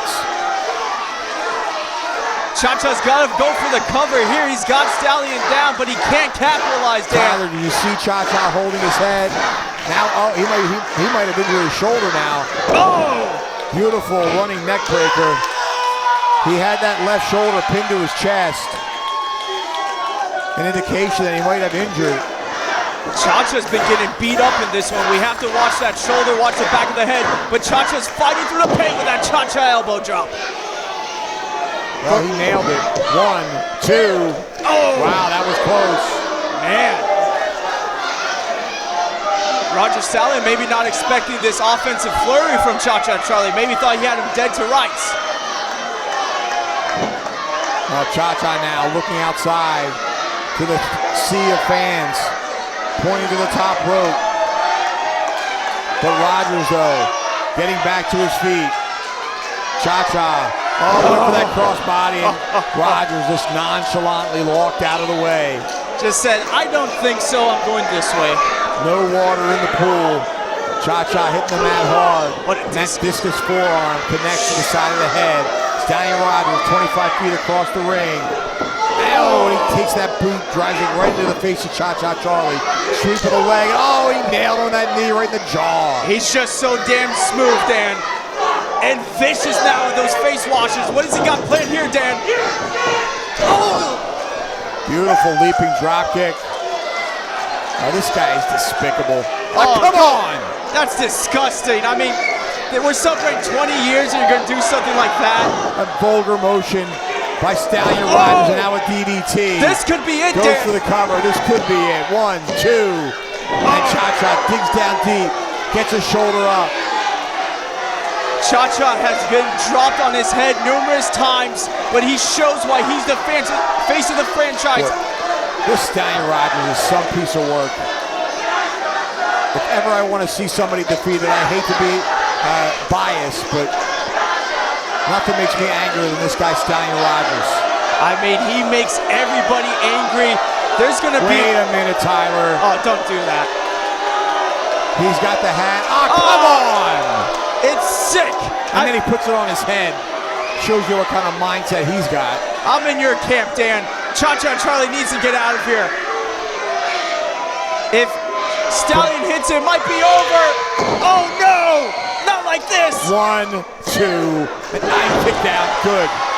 How the hell did Chacha get out of that one? Rogers took a page out of the book of Cha-Cha Charlie, but it was not the final chapter. If Rogers replacing that hat on the post. If Rogers pulls out a win here, Dan, we might have a riot here in Port St. Lucie. We might have to hit on the table. Wait a minute, he's looking under the ring for something. This is not a no disqualification match. Why? I just don't understand. He's so talented. He doesn't have to scoop to this level, but still he chooses to do so. He might want to put out Chacha for good. Slamming that steel chair on his steel steps. But if he brings that chair in the ring and uses it, it's going to be a disqualification. Doesn't do him any good, that's for sure. Amy Veronica not about to stand for it either. Come on, Ref Amy. Amy getting in front and gets that chair out of his hand. There we go. Let's do this one right. Wait a minute now. Rogers turning his attention to Amy Veronica. Amy not standing for any of his nonsense. All right, look at this, Dan. Backstabber. Just like that, Chacha's back into it. 1, 2. Only a 2 count.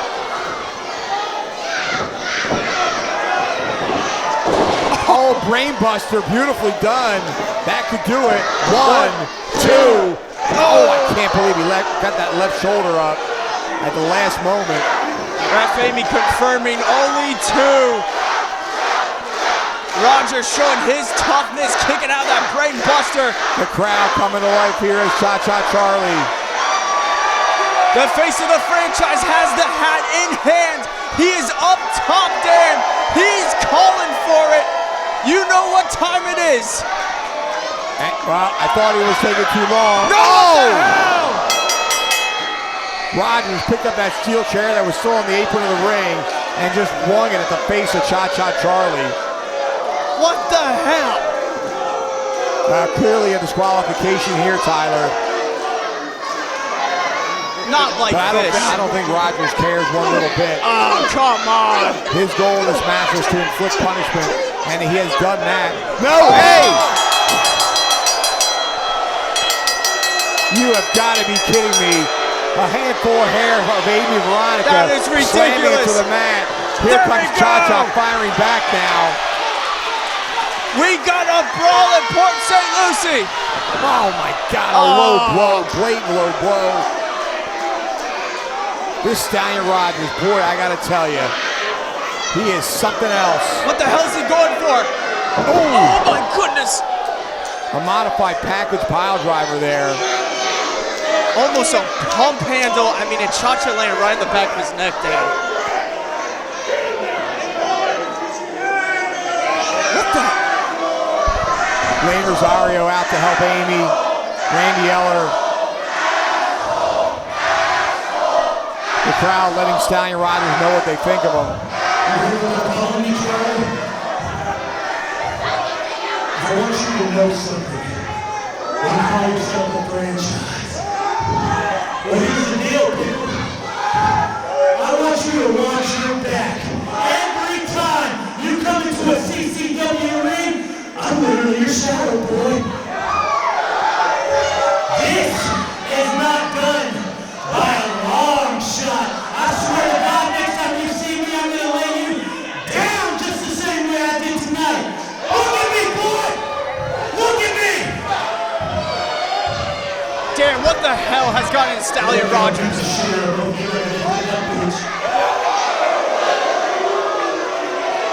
Well, Stallion Rogers has his sights set on Chacha Charlie. I think he had a distinct game plan going into this. Victory was not his goal. Injury was. Just know, if any single one of you are going to come to a show in Texas, my boys will beat the shit out of each and every one of you. Come on with the language. Get this guy out of here already. Cut his damn mic already. Somebody get the microphone out of his hand and get him out of the damn ring. He laid his hands on official Amy Veronica, assaulting Chacha.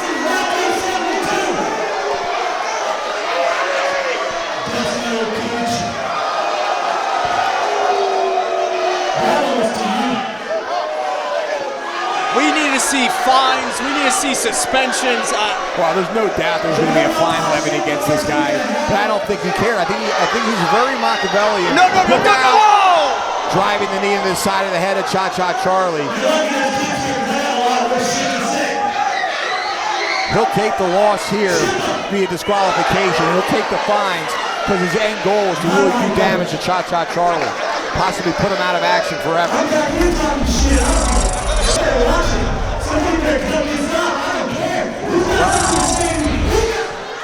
Stallion Rogers, somebody get that microphone out of his hands. Stallion Rogers showing why he's one of the most despicable competitors here in CCW, really doing a number on Chacha Charlie as Chacha tries to make his way out of the ring and to the back. Certainly going to need medical attention. Coming up next, an outstanding matchup we've been waiting for. Jackal Stevens, former CCW heavyweight champion, former Southeastern champion, former tag team champion, a Triple Crown winner here in CCW, going against former WWE superstar Matt Riddle. What a matchup we're going to see. That's coming up next, Tyler. The following contest is scheduled for one fall. Introducing first, from South Jersey, weighing at 206 pounds, here's Jackal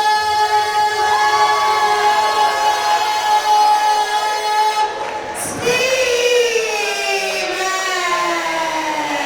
Well, that took every bit of ounce of energy in the diaphragm of Lucy Almeida. It certainly but did. She pulled it off. And here comes the former CCW heavyweight champion.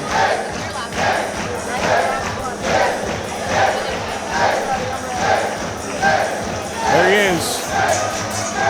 And the fans love some Jackal Stevens as the 8-chance reign through the Mid-Florida Event Center. Jackal Stevens, like you mentioned, Dan, former CCW heavyweight champion, former Southeastern champion. Jackal Stevens, I will say, is the best technical wrestler in the ring in CCW, and he is stepping up to the plate tonight. Well, that's quite an accolade you placed on him. He's certainly put together. He's in fantastic condition, probably the best I've seen him. He's always in great shape, but I think he's even, it's fair to say, even better shape. I know he's prepared for this match for about a month now, spending a lot of time at the CCW Training Facility, a lot of time with Gangrel in that ring. I mean, just look at him. He's absolutely yoked. He is ready for the pro. Well, it's an opportunity for him to really make a name for himself. Not just here in CCW, but throughout the entire world of professional wrestling.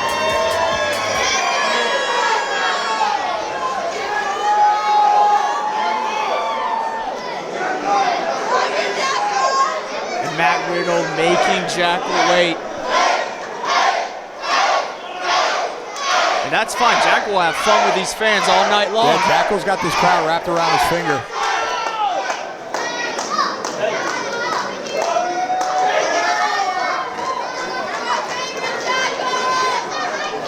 And his opponent, for the very first time in a CCW ring, the King of Bros, Matt Riddle. And the crowd comes to their feet. They've been waiting all night to see Matt Riddle, and it's upon us. Everybody Everybody has been talking about it.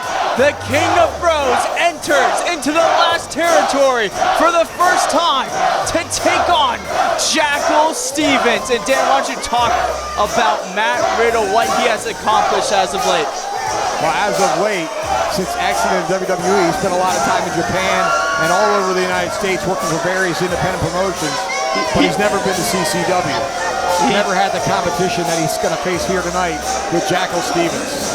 Absolutely not. And let's keep in mind, Jackal Stevens, ever since losing that CCW Heavyweight Championship, has been clamoring to get back on the top of the mountain, and has been doing just that, as he is undefeated in singles matches ever since losing that Heavyweight Championship.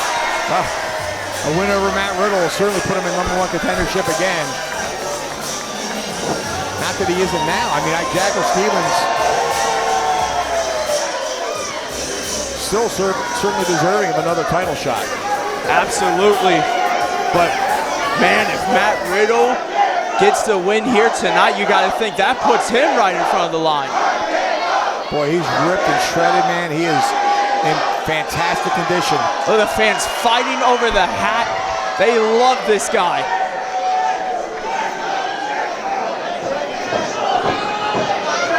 Randy Eller calls for the bell. This one is underway. I can't even wait. Big match feel for sure, Dan. Indeed it is. I know Jackal Stevens has watched plenty of tape on Matt Riddle. Question is, did Matt Riddle tune in to CCW Live Wrestling and get to know Jackal Stevens and his moveset? If he's going to rest on his laurels, he's going to have a problem here against the former champion. Stevens, an outstanding competitor, tremendous technical wrestler, as you see there. Nice leg trip. And we got to keep in mind Matt Riddle's MMA background, and you're seeing it right there as he's trying to transition into that armbar, Dan. Matt Riddle is so dangerous in any way, but look at Jackal right there with him. Yeah, you would think not a great strategy to go toe-to-toe with Riddle, especially with his, like you said, like his MMA background. But Stevens, not going to back down from anybody. Nice wing lock takeover, now on the top wrist lock position. Riddle kips up. Reverses that to a hammerlock. Oh, just unceremoniously throws him down to the mat. What a mat return by Matt Riddle. You know, if there's one man crazy enough to go to the ground and wrestle with Matt Riddle, it's Jackal Stevens. You called that right. All right, both men now with a little bit more caution. Oh man! Riddle leaping right into a triangle there. Looking for the submission right out of the gate here. But Stevens had him stacked up. Riddle had him released to avoid the pinfall. And that's the difference between MMA and pro wrestling. If you get the shoulders down, it could end it right there. Jackal Stevens is so smart. He's a ring general. But you got to wonder how much damage he's done in that short period of time that you had him locked in that move. Absolutely, Dan. These two are back to the stalemate, though. Collar elbow tie-up, side headlock takedown, a nice takeover by Riddle.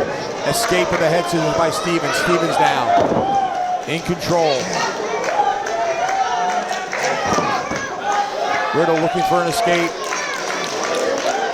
And he manages to Riddle free. Oh, misses. Almost took his head wild off. kick. Jackal almost gave him one, too. Now you can see Stevens is ready for Riddle. He's been watching tape. He's prepared himself well for this matchup. Man, these two are just the best of the best. It doesn't get any better. I mean, just look at this masterclass we're watching, Dan. Riddle with a waist lock. Stevens now trying to work his way out of it. Has it. Nice arm wringer there by Stevens. Riddle up with a primary carry position. But Stevens, Riddle's free and delivers a knife-edge chop to the chest of Matt Riddle. Riddle with a shocked look on his face. But he hands one right back to him with an overhand chop. Oh, I'm feeling these ones behind the boot there. They're trading blows now, Tyler. It's a damn forearm for forearm. Shot after shot. Which man will give? Riddle with successive blows that time. Caught him in the midsection. Stevens put the elbow up for a charging Riddle. Riddle, oh! Front head scissors brought him right over the top rope. Beautifully done by Matt Riddle. Stevens really took a tumble to the outside. Matt Riddle is such unique offense, but he's not done, Dan. Lining up Stevens. Oh, he went for that boot. Oh. Stevens caught it, tripped him up, and hard onto the apron went Riddle. And if you notice, Riddle landed on his side. He didn't land completely on his back. Yeah, but plenty of damage could have been done to the hip, to the rib cage. Knife edge chop again by Riddle on the Stevens on the outside that time, sending Riddle back in. Coming in with that flipping senton with Riddle. Maybe he was watching some tape on Jackal Stevens. He definitely was. Got those knees up. That's a signature move of Stevens, uses it very often. And Riddle now with that flying forearm into the corner. Exploder suplex, well executed. The explosiveness of Matt Riddle is untested. Senton connected. Right there. Oh, PK. Right to the chest, hook of the leg, 2. And Stevens gets his left shoulder up. Riddle now going to the outside. He can do it all, Dan. High-flying technical ability submissions, but Jackal had it scouted. Beautiful enziguri from Stevens. Riddle perched on that corner post. Stevens up top onto the second rope now. This doesn't end good for anybody. To the top. Stevens has him hooked, looking for that superplex. Oh my goodness! And he nailed it. But that's going to take a lot out of both men, Tyler. The pain has to be coursing through both men's bodies off the top rope with that superplex. I don't think any man has the advantage, but Jackal's got it covered. 1, 2. Good cover, had the leg hooked, but it wasn't enough. And I think that him feeling the pain on that one, hesitant to get into a cover, that might have cost him the match right there. That could be the difference between a victory and not getting a victory. You're correct on that one. Had he been able to cover him right away, it might have been a 3 count. But right now, they're going toe-to-toe in the center of the ring. Spin kick to the midsection by Stevens. Stevens now sent it for the ride. No, reversal by Riddle. He springboard came back with that kick. Caught him right in the chest, I do believe. Riddle to the outside. Springboard again, that time with a clothesline. Connects and Riddle on the floor. Stevens over the top rope and sends Riddle right back into the ring. He's going to the well again, and that time he hit the senton. Goes for the cover, hook of the leg. 1, 2. Riddle powers out. What a matchup we're seeing here, Tyler. All gas, no brakes by Jackal Stevens. He knows what it means to be in there with Matt Riddle. He's throwing everything he's got at him. Look at Riddle. Riddle so quick, so fast. Ducked right under him into a German suplex. It could be over, Dan. Riddle now going to the top. He likes to do this flipping Broton. Will he hit it? There it is! Oh, he did. He nailed it. That could do it. 1, 2. And he kicked out. Unbelievable. He kicked out of the Broton. Jackal Stevens has so much heart. Stevens really dug down deep on that one. Able to power out. Riddle with a surprised look on his face. Looking out to the throng in attendance here at the Mid-Florida Event Center. This is what the last territory is all about putting it all on the line. He's looking for the... Stevens looking for a tombstone here. Stevens rolling through. 2. Just a 2. Almost had a 3 count. Oh, another. Driving the knee to the chest. And why not another, Dan? That time a kick to the chest. Goes dangerous. Well, look at Stevens powering up. I can't believe it. Absorbing those blows. Forearm now by Stevens. The fighting spirit flows through Jackal Stevens as he's done that out of the way of that Superman punch. It's over, Dan. Go for the cover, Jackal. Olympic slam. Referee out of position. 2. Date. Is it 3? No. Referee confirming 2. Only a 2 count. I'm not sure if Riddle got his shoulder up or if he blocked Randy Eller's hand from hitting the mat. What a match either way, and it is continuing. Stevens operating on adrenaline here. Over the top rope he goes, and a right hand to the jaw connects to Matt Riddle. Stevens now going to the top, but Riddle so quick to get back to his feet. And again, Riddle doing his homework on Jackal. You know Jackal was thinking that blockbuster from the top. What the hell is Riddle doing here, Dan? Oh man, he's going for a gut wrench. No from the way. top rope. Stevens able to block him. Stevens now on the top. What is he doing? No way! Oh my God Almighty! A Canadian destroyer from the second rope. Stevens coming off the top. Good grief! Both men are down. Destroyer may have destroyed the dreams of Matt Riddle in the last territory. Dan, can't Jackal capitalize? Well, he's crawling towards him. Referee Randy Eller is there. One. But look at Riddle powering out of one. What in the world? What the hell are we saying? We said he's been in Japan. He's picked up a thing or two. Oh, he went for that stunner. Up to the second. Oh, he's going for that triangle, and he's got him locked in it. He's got him locked. This could be it. Driving elbows into the top of the head. Stevens appears to be fading. So nasty, Dan. Can Stevens get to the rope? He's right in the center of the ring. He could be out. Oh my goodness, I think Jackal's out. Checking on Stevens. That's one. That's two. If it drops a third time, this match is over, and it does. Stevens is out, but wow, what a matchup.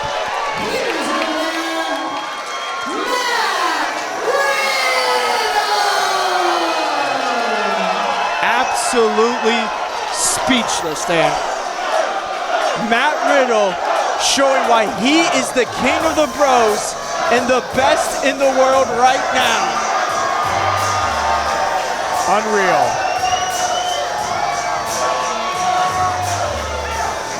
Matt Riddle with a huge victory over Jackal Stevens.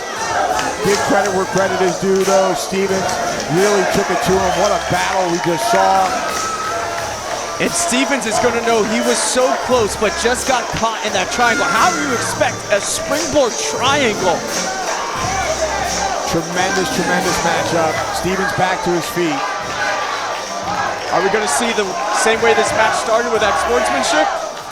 I think so, man. There was nothing to take away from either competitor. They went toe-to-toe. It was anybody's matchup. Riddle happened to lock in that triangle. I love to see it. Oh, you gotta be kidding! What the hell? Why? Cutter from Riddle! The Bro KO! I can't believe it. Well, you do know who his damn mentor was for all those years. Yeah, Randy Orton, the Viper. Some things just don't change.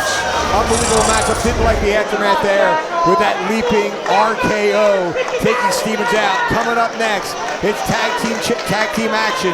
Brady Booker, we'll see who his mystery partner is as they go against Elijah Drago and Jimmy Wild. We'll be right back.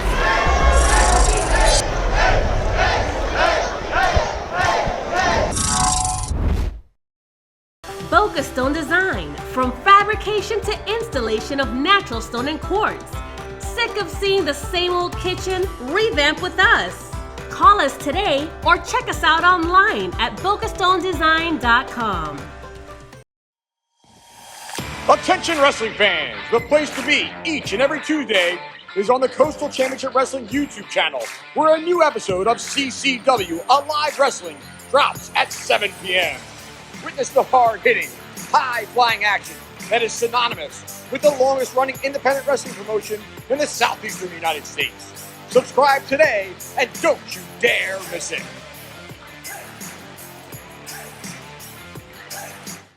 Accidents happen. If you've been injured in an accident, get the compensation you deserve. At GotInjured.com, we're here to help you take your life back. Give us a call or visit us online at GotInjured.com now to learn more.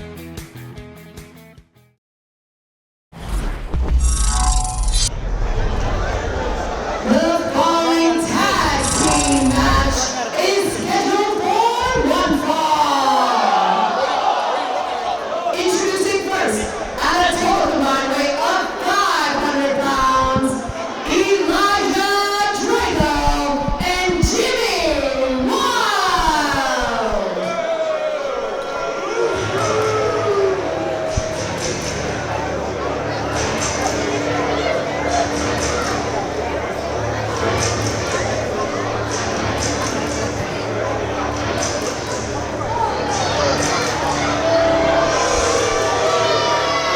Well, Drago and Wild coming out to a chorus of boos here, Tyler.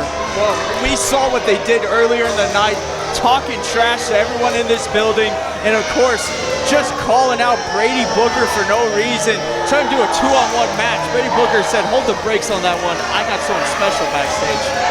I'm actually looking forward to finding out who that might be. As you mentioned, QT Marshall's at our main event. We know it's not going to be him. He's the next matchup. Listen, with some of those people I've seen back there, It could be anybody. I mean, there's a lot of names back there. Well, both these men are product of the Nightmare Factory.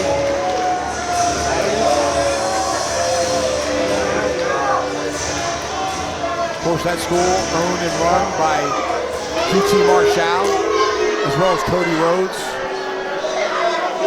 Amazing. And of course, Billy Gunn, the head trainer up there. Introducing first, your big brody, Brady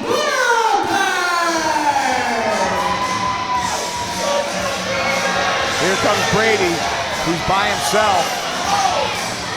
And Dan, let's discuss what a young prospect Brady Booker is. I mean, he's got all the talent that it takes to make it to the top of this business. And look at the size of this young guy. Well, he was a big standout at NXT. and his tag team partner. Here we go. AEW superstar. He's Alfonso. There he is. I love it. What a surprise. Is that the ass man? Dan, is that Daddy Ass? Scissor me, Dano! Scissor me, Dano! Poor St. Lucie on their feet. It is going to be a scissoring party as Billy Gunn is here. 1/3 of the Trios champions for AEW. They got a huge match this Sunday. Billy Gunn has got his schedule full.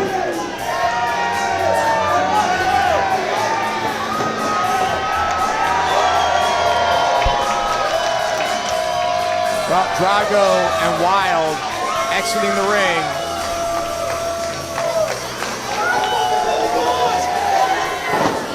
I'm still shocked. Daddy Ass is in the ring. Billy Gunn. And we're going to hear from him. I know what you're telling yourself right now. This guy's still alive. So you guys having a good time? Give me a hell yeah.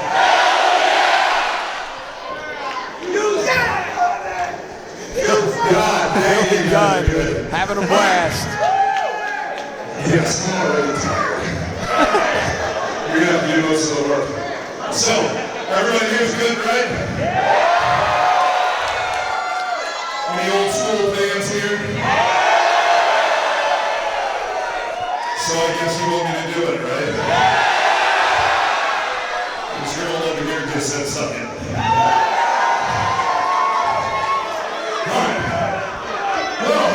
Well, he's got this crowd in the palm of his hand. Like always. I need every kid under the age of 7 to go like this. A little parental warning. You don't know the reason, Nice right? one. I do my thing, they go to school, they tell their teacher to suck it, and it's my fault. Right, it's been my fault for 25-something years. Alright, so let's give this a shot. Let's see how loud we can get up in this bitch. They can get loud, Dan. So bring it down with CCW. We got 2 words for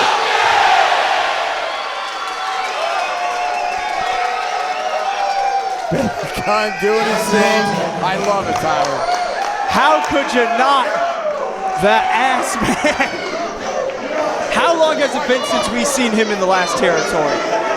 I would say it's been 2010 as he teamed with the Road Dogg against D'Lo Brown and Chaz at the Miccosukee Casino down in Miami. And look at him. He looks better than ever almost. I mean, the guy looks like he's made out. He is just a freak of nature. This is not normal, the condition he's in.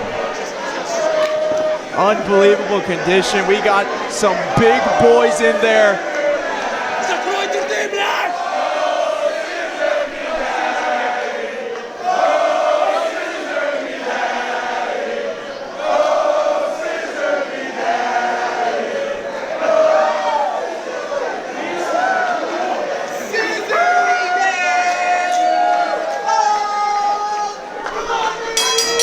Well, the bell sounds, Tyler. Gunn mocking Drago. And Drago, no small man in himself at all, stepping up right up to Billy Gunn. I mean, look at the beef in this ring.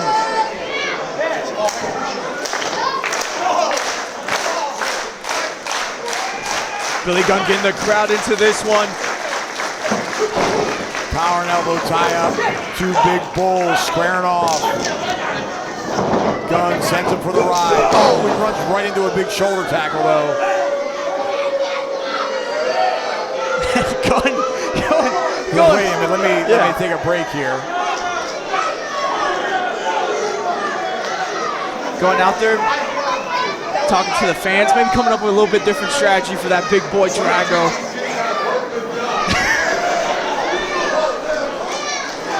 There's no different personality than Billy Gunn as he's scissoring with the fans. I think he's nervous.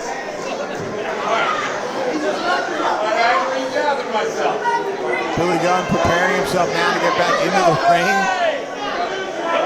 I think Billy Gunn's playing some mind games here. I mean, he's a world tag team champion. He is one of the best in the business right now.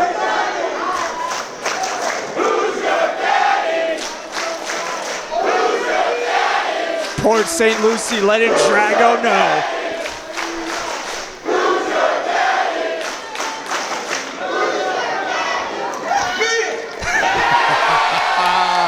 Billy Gunn having a good time here at our 20th anniversary event at the Mid-Florida Event Center in Port St. Lucie.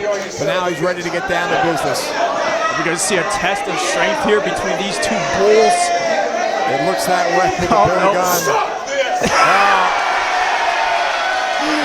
I'm sorry, Dan. I'm loving every second of this. As am I. Certainly Billy Gunn is as well.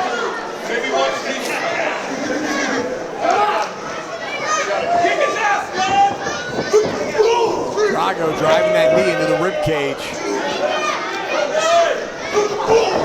And a nice right hand to the jaw.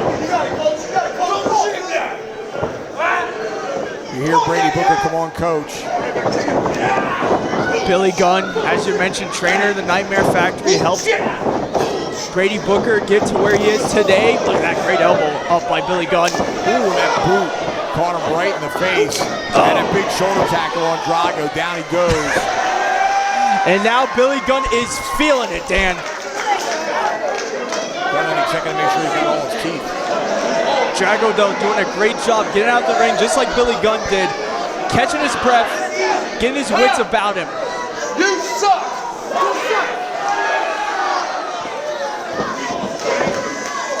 All right, tag made.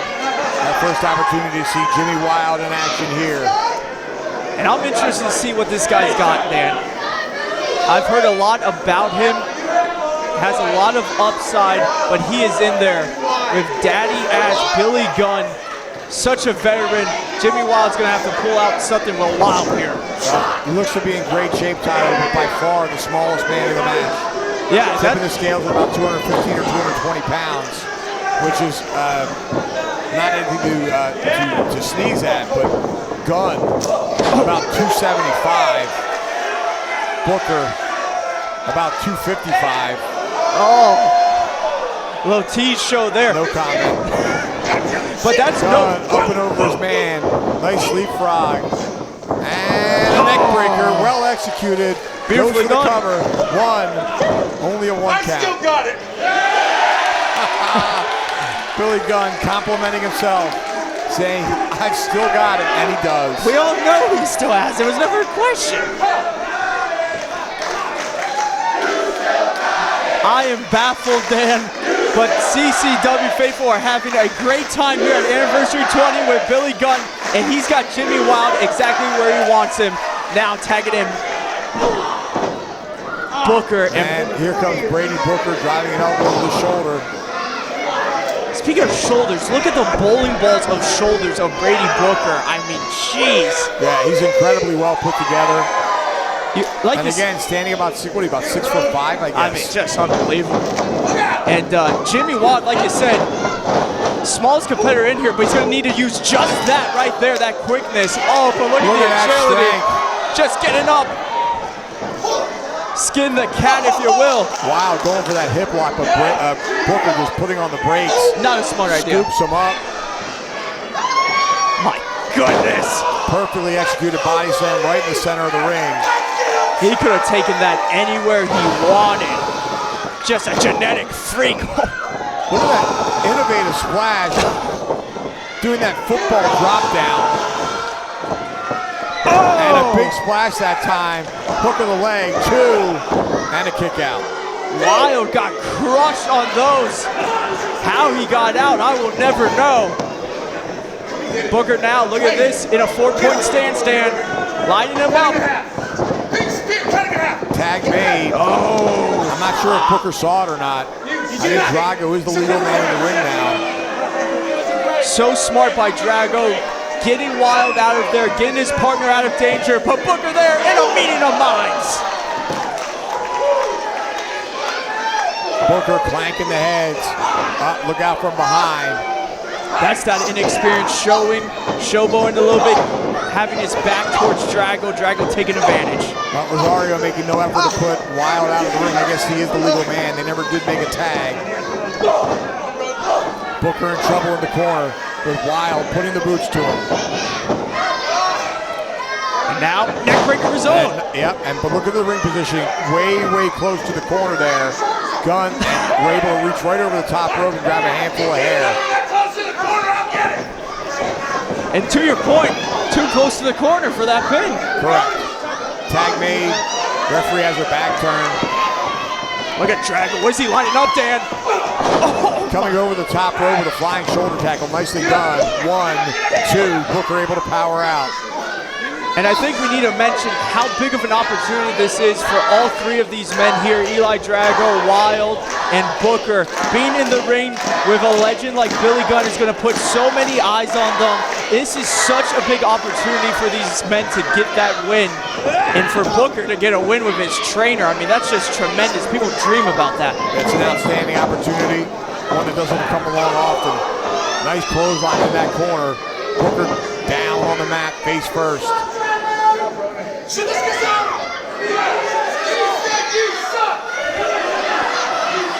The fans starting to get chippy in here.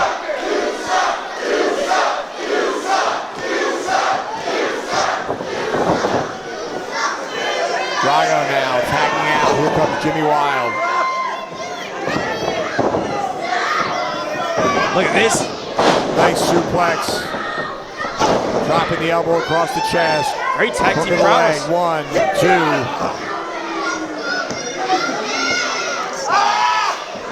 Give credit where credit's due. Drago and Wild have done a great job of isolating Booker, keeping Billy Gunn out of this one, keeping him right in the center of the ring, working on that arm. Booker now firing back with right hands. Wild relenting from the hold, only to hammer away on his back. And again, right back to his own corner, getting the tag in there, wearing out Booker. Oh, man. What a shot that was, Dan. Drago with Booker. Whoa! Nice dropkick, tremendous height. Look at him tip up. Absolute athleticism on display. A freak. Billy Gunn does not look impressed though as he stands and watches from the corner. Billy Gunn can say whatever he wants, but that was impressive.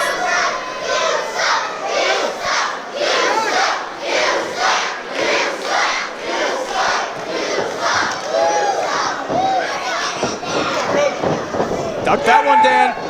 Oh, they clothesline one another and both men are down.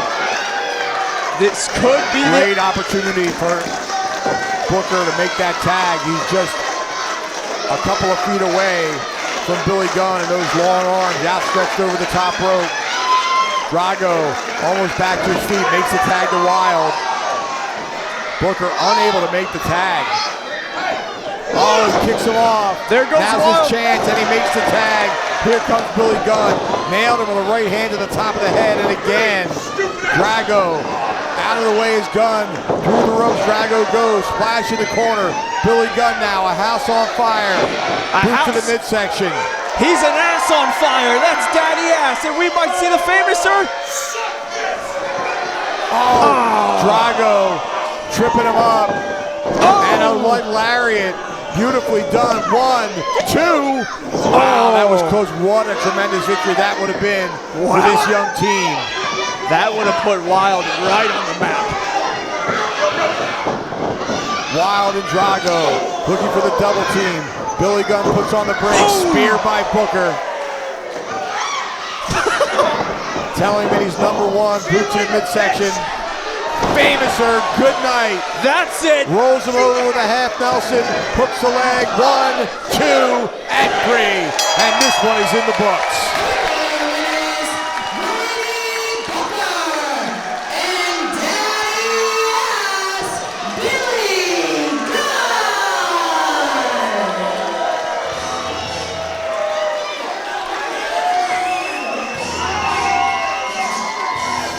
The ass man, daddy ass, Billy Gunn and Brady Booker get the huge win tonight. You gotta feel good for Brady Booker getting the win with his head trainer. What a night it's been so far, Dan. It really has. Booker with a big smile on his face. Gunn as well. The crowd thrilled to see Billy Gunn in action here. What a night at Anniversary 20.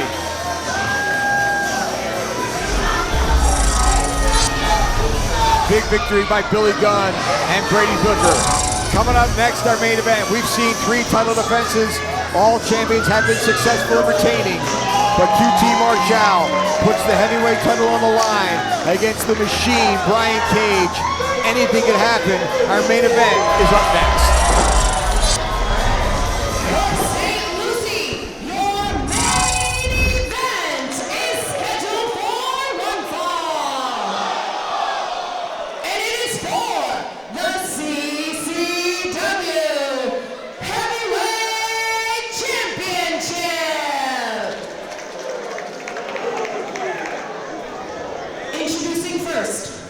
The challenger, AEW superstar, the machine, Brian Cage. A great opportunity here for the machine. Brian, look at that guy. Boy, he is put together, is he not? I mean, he is the Swolverine for a reason. Brian Cage undefeated here in the last territory. Name after name you could think of. Rich Swann, Flip Gordon, RC Navarra. It doesn't matter. Brian Cage has gone through them all. What is he, 10-0, Dan? I do believe that's correct. Well, his muscles have muscles. That is absolutely correct. I mean, you could build a village on this man's back and he wouldn't even know it was there. Well, Cage joined up with CCW right around the time the pandemic began and headlined all our events through the pandemic,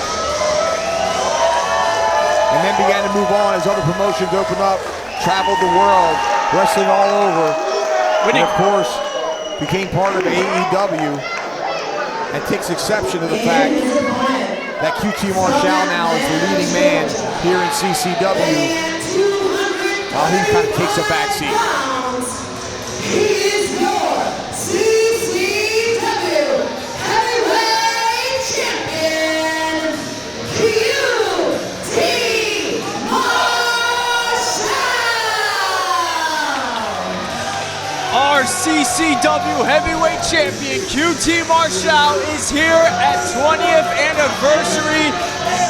Dan, he's been champion for 76 days, winning that championship at Bash with the Crew 37, dethroning Jackal Stevens, and he has been a defending champion. He really has. He's been on just about every event CCW has had since he won that title. And he's turned away all comers. Marshall in the best shape of his life, without a doubt, in tremendous condition. Very proud of that gold belt around his waist. Beautiful. And has no intention of letting Brian Cage take it from him.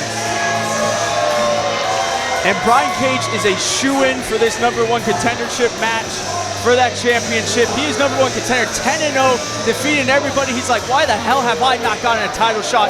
And now, funny enough, he's taking on one of his bosses. Well, if you ask me, he kind of bullied his way into this. Bullied his way into the man is 10-0, Dan. Yeah, but he hasn't wrestled for CCW in years. Well, maybe you got a point. All right, Amy Veronica, our official here. Both men are ready. The bell sounds. Our main event is underway.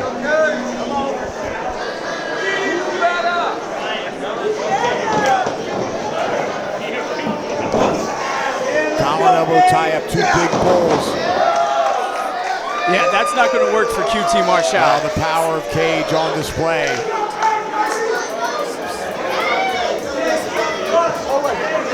Marshall's going to have to employ a different strategy. I don't think he can go toe-to-toe, at least in the strength department with Brian Cage. As good a shape as Marshall is in, Cage is somewhat of a freak of nature. Test of strength, like we said, this does not work in QT's favor. There they are, chest to chest. QT's got that. I don't see QT coming up on the winning end of the stick here. He's got so Cage drives him down to a knee. So much fight in him. Trying with everything he has. But look at how shredded Cage is. Man, look at the veins on him. Cage missing that clothesline. Marshall with a knife edge chop. Follow that up with a pair of forearms and a right hand. Nice reversal by the machine. Ooh. Marshall with a kick to the chest. Brian Cage now sidestepping a charging Marshall, but Marshall holding on to that top rope. Wow. Skinning the cat back in. Out of the way of a charging Cage that time. Cage though landing on his feet. Marshall taking a knee in the center of the ring, showing off just a bit. Here comes Cage back in. Nice leapfrog, but Cage got him right on his shoulders. Marshall out of that one, but takes an elbow to the jaw for his troubles. Wow! Beautiful flying Hurricane Rana by Marshall. Drop kick right on the mark. And Cage takes a hike. Out of the ring he goes. Marshall though, not giving him an inch to breathe. Cage steps out of the way. Marshall saw it though, landed on the apron. Caught that one. Look, this popped him into a powerbomb, Dan. You don't think? Oh, he threw him right into the corner post. Oh my goodness, QT Marshall might be done. I mean, how is he going to continue after that? He just launched him spine first into that steel corner post. And folks, Marshall in a real predicament here. Oh no, don't do this, Cage. Oh! Down on the apron of the ring. No give there. And folks, a pained look on the face of QT Marshall, Tyler. QT Marshall is a big man. Oh, hold on here. Oh, straight to the back again. He is a big man, but Brian Cage is throwing him around like a rag doll right now. Yeah, well, there's no doubt the power of Cage. Sending him into the guardrails. They better be careful of the count. Cage does not want to count out here. He wants that gold belt, that CCW Heavyweight Championship around his waist once this match is concluded. And you can't do that from the outside of the ring. Brian Cage, though, I think wasting valuable time here, gloating to the crowd. You got the CCW World Heavyweight Champion in the ring. You can't take your eye off the prize. Cage going to work on Marshall in the corner. Successive blows with a boot right to the chest. Dan, what do you think it's going to take for Marshall to get back into this one? Because it has been one-sided so far. Well, he's going to have to dig down deep. He's going to have to absorb some punishment here. And he's going to have to either cause Cage to make a mistake, or Cage is going to have to make a mistake on his own. And Marshall will have to capitalize. Oh! Knife edge chop. Right now, doesn't look like that's going to happen. Cage all over the champion. Not at all. Cage is on his A game tonight.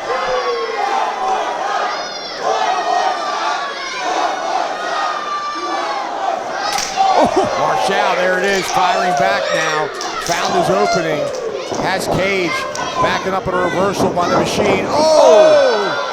Hard into the buckle goes Marshall. He's on rubbery legs. And then a clothesline takes him inside out. And with that hammer throw and landing hard on that top turnbuckle, the back of QT Marshall was already in question, and now we know that has to be so badly damaged as a cover here. Just get it out of there. Brian Cage is going to be wanting to target that back, Dan. And now he's leaning on him. All 250 pounds, 260 pounds of Brian Cage on the back, neck, and shoulders of QT Marshall. Cage has not slipped up yet.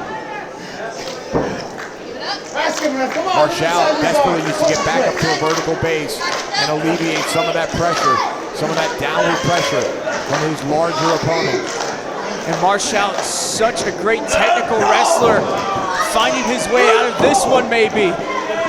Marshall driving elbows into the midsection of the right hand, but Cage releasing and driving a knee into the midsection of Marshall.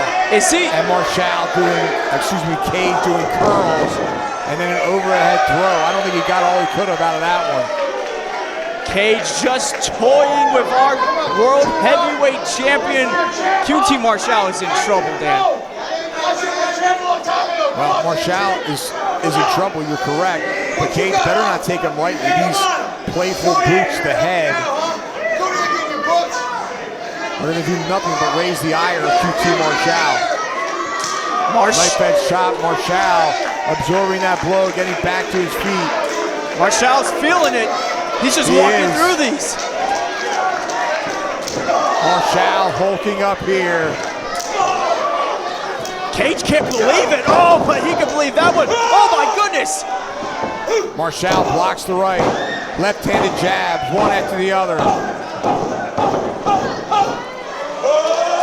Flip-flopping flying a right hand to the jaw. You know where he got that one from, baby. Handspring. Enziguri connects. Beautifully done by the former Latin American heavyweight champion. He is a luchador. Proof right in front of us. And he's calling for it, Dan. Can't we see a He's diamond looking for cutter? the diamond cutter. Cage, though, put on the brakes. Marshall got him caught coming in. Tornado DDT. Spiked him. Hook of the leg. 1, 2. And just Cage powers out. QT firing off on all cylinders, Dan.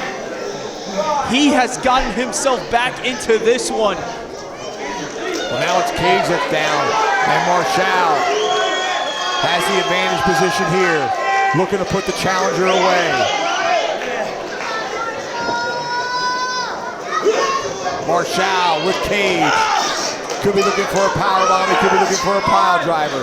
Cage spins out of it. Such a big man him to try to lift up.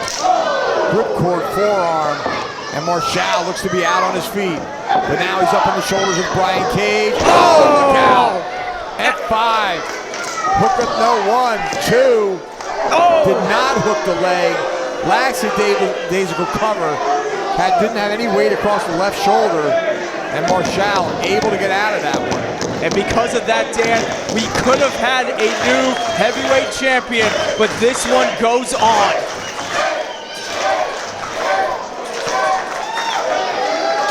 Marshall slumped in the corner. Cage, Enziguri connects. Signature offense from Cage. Cage looking for that German suplex. Marshall lands almost on his feet. Didn't do the damage that Cage wanted. Marshall out of the way. Enziguri to the back of the head, then one to the side. Beautifully done. What's Marshall looking for? He's looking for another tornado DDT, but Cage had it well scouted and put on the brakes and using that sheer power. Oh my! And that time a German suplex with the release. A suplexing machine indeed is Brian Cage. Dan, QT looks like he's trying to buy himself a breather of sorts, get to the outside, but Cage is following him. Oh, we've seen this before by Brian Cage. Cage up on that second rope. Marshall standing on the apron. Oh, tremendous. Excellent counter by QT Marshall. That's exactly that well scouted. Exactly what QT needed. He's got an opening, flying. Missile drop kick connects. Goes for the cut. 1, 2. Not enough. Man, this one is going back and forth. It could be anyone's. This is your main event of Anniversary 20.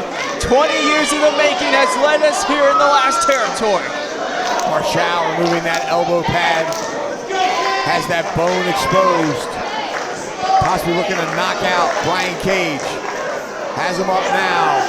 Either going for a pile driver or a power bomb, but Cage lifts Marshall up. And a sit-out Alabama jam. Cage unable to capitalize, though. Jesus. Cage pulling all the moves out of the bag, trying to get something to keep QT down. Dan, it looks like he's going for it again. It's deja vu all over again.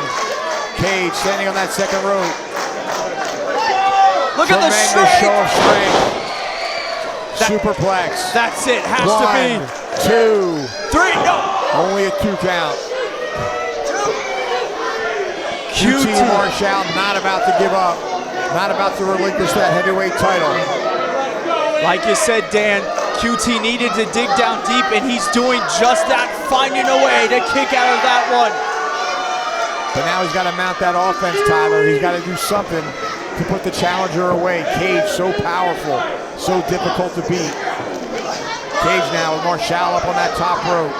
And knife edge chop to soften him up a little bit. Just a sickening thud, and there's another one.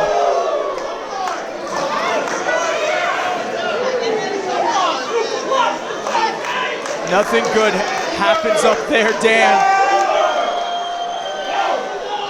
Marshall driving right hand into the midsection. Managed to stop Cage from delivering that superplex. Clap the hands across the ears. He's looking for a sunset powerbomb, I do believe. Cage, though, putting on the brakes. He nailed it, though. He got it. What power by QT. Oh, my goodness. Oh, beautiful sit-out powerbomb. Has the legs hooked. 2 again. Unbelievable. Marshall had done everything right on that move. He had the legs over the shoulders, nailed it perfectly, but Cage just too powerful and is able to get out of it. Dan, I don't know what it's going to take for these. Marshall now looking to the fans here at the Mid-Florida Event Center. Winding up. Cage getting back to his feet. Marshall lying in wait. Oh, Cage with the super kick. Oh, and a discus clothesline. Damn near took his head off. Champion here. 2. Marshall gets his shoulder up. Cage showing signs of frustration here. Questioning the cadence of the referee's count. And how could you not be frustrated if you're Brian Cage? You're hitting QT Marshall with everything you got, and he keeps kicking out. Cage now firing himself up. Marshall still down. Cage picking up with a front face lock here. What's he got now? Oh, small package inside cradle. 2. Only a 2 count. Oh, he went for the cutter, but a nice backslide. Great counter. 1, 2. Not enough. And again, Cage right back on it. Cage that time. Oh! What a reversal. Rolls through. 2. Only a 2 count. They're going back and forth here. Marshall out of the way of that one. Cutter. He nailed it. Hook of the leg. 1, 2. Oh, I can't believe he raised that left shoulder. He raised that left shoulder. Unbelievable. Cage really digging down deep. Ref Amy confirming only a 2. What a main event for Anniversary 20. This is what the CCW Heavyweight Championship is all about, Dan. What a match we're witnessing.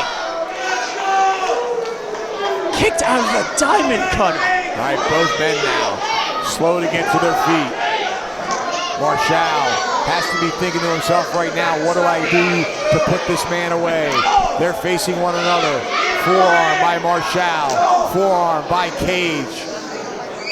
Marshall now. And now it's Cage. They're getting back to their feet. Marshall possibly with the advantage now, but Cage firing back. Both men on stumbly feet. Big exchanges. Cage saying, come on and bring it. Marshall does just that. Blow after blow after blow. But look at Cage. Ooh, that time he caught him. Marshall now. But Cage, catch him coming in. Cage coming at him. And Marshall a leaping forearm. Out of the way of that clothesline, go over that springboard again. This time Cage has him up on the shoulders. Unbelievable power. Marshall lands on his feet. Cage catches the boot. Ooh. Nailed him with that knee. Cage charging in, but Marshall catches it with an enziguri. Excuse me, a super kick and then an enziguri. Cage now in trouble. Oh, Cage gives him the cutter. Cutter could do it. What That's going to be a new champion, too. And oh my goodness gracious. Marshall somehow gets that left shoulder up. What will it take, Dan? I mean, they're pulling out all the stops here. Have you seen anything like this? I have not. Cage now. Looking for Marshall. Oh, he was. Rolls through. Two. He got him. Unbelievable surprise victory with that victory roll. What a tremendous win.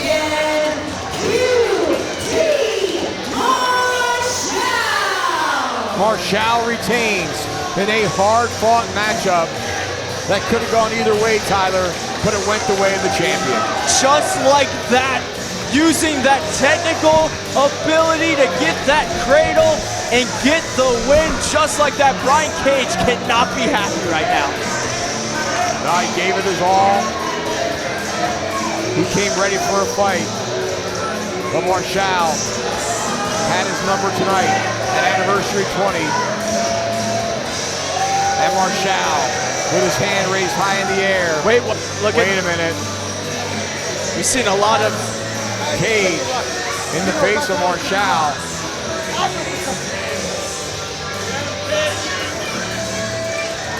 What's going on here, Dan?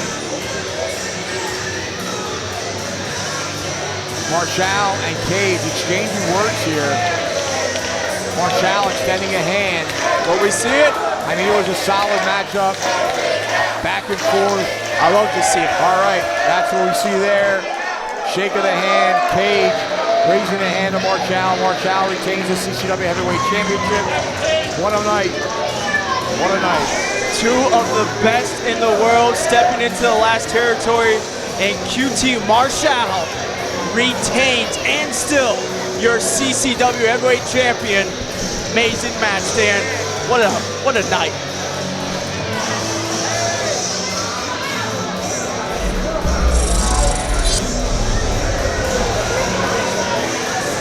Tyler, what an incredible night at Anniversary 20. 4 title defenses, all champions retained. Brian Cage unsuccessful against QT Marshall in our main event. And we'll be back here on June 15th for Game of War. On behalf of our ring announcer, Alicia Almeida, I'm Dan Evans for Tyler Casimir. Good night from Port St. Lucie in the Mid-Florida Event Center. We'll see you on June 15th at the Game of War. Thank you, fans. For an opportunity to meet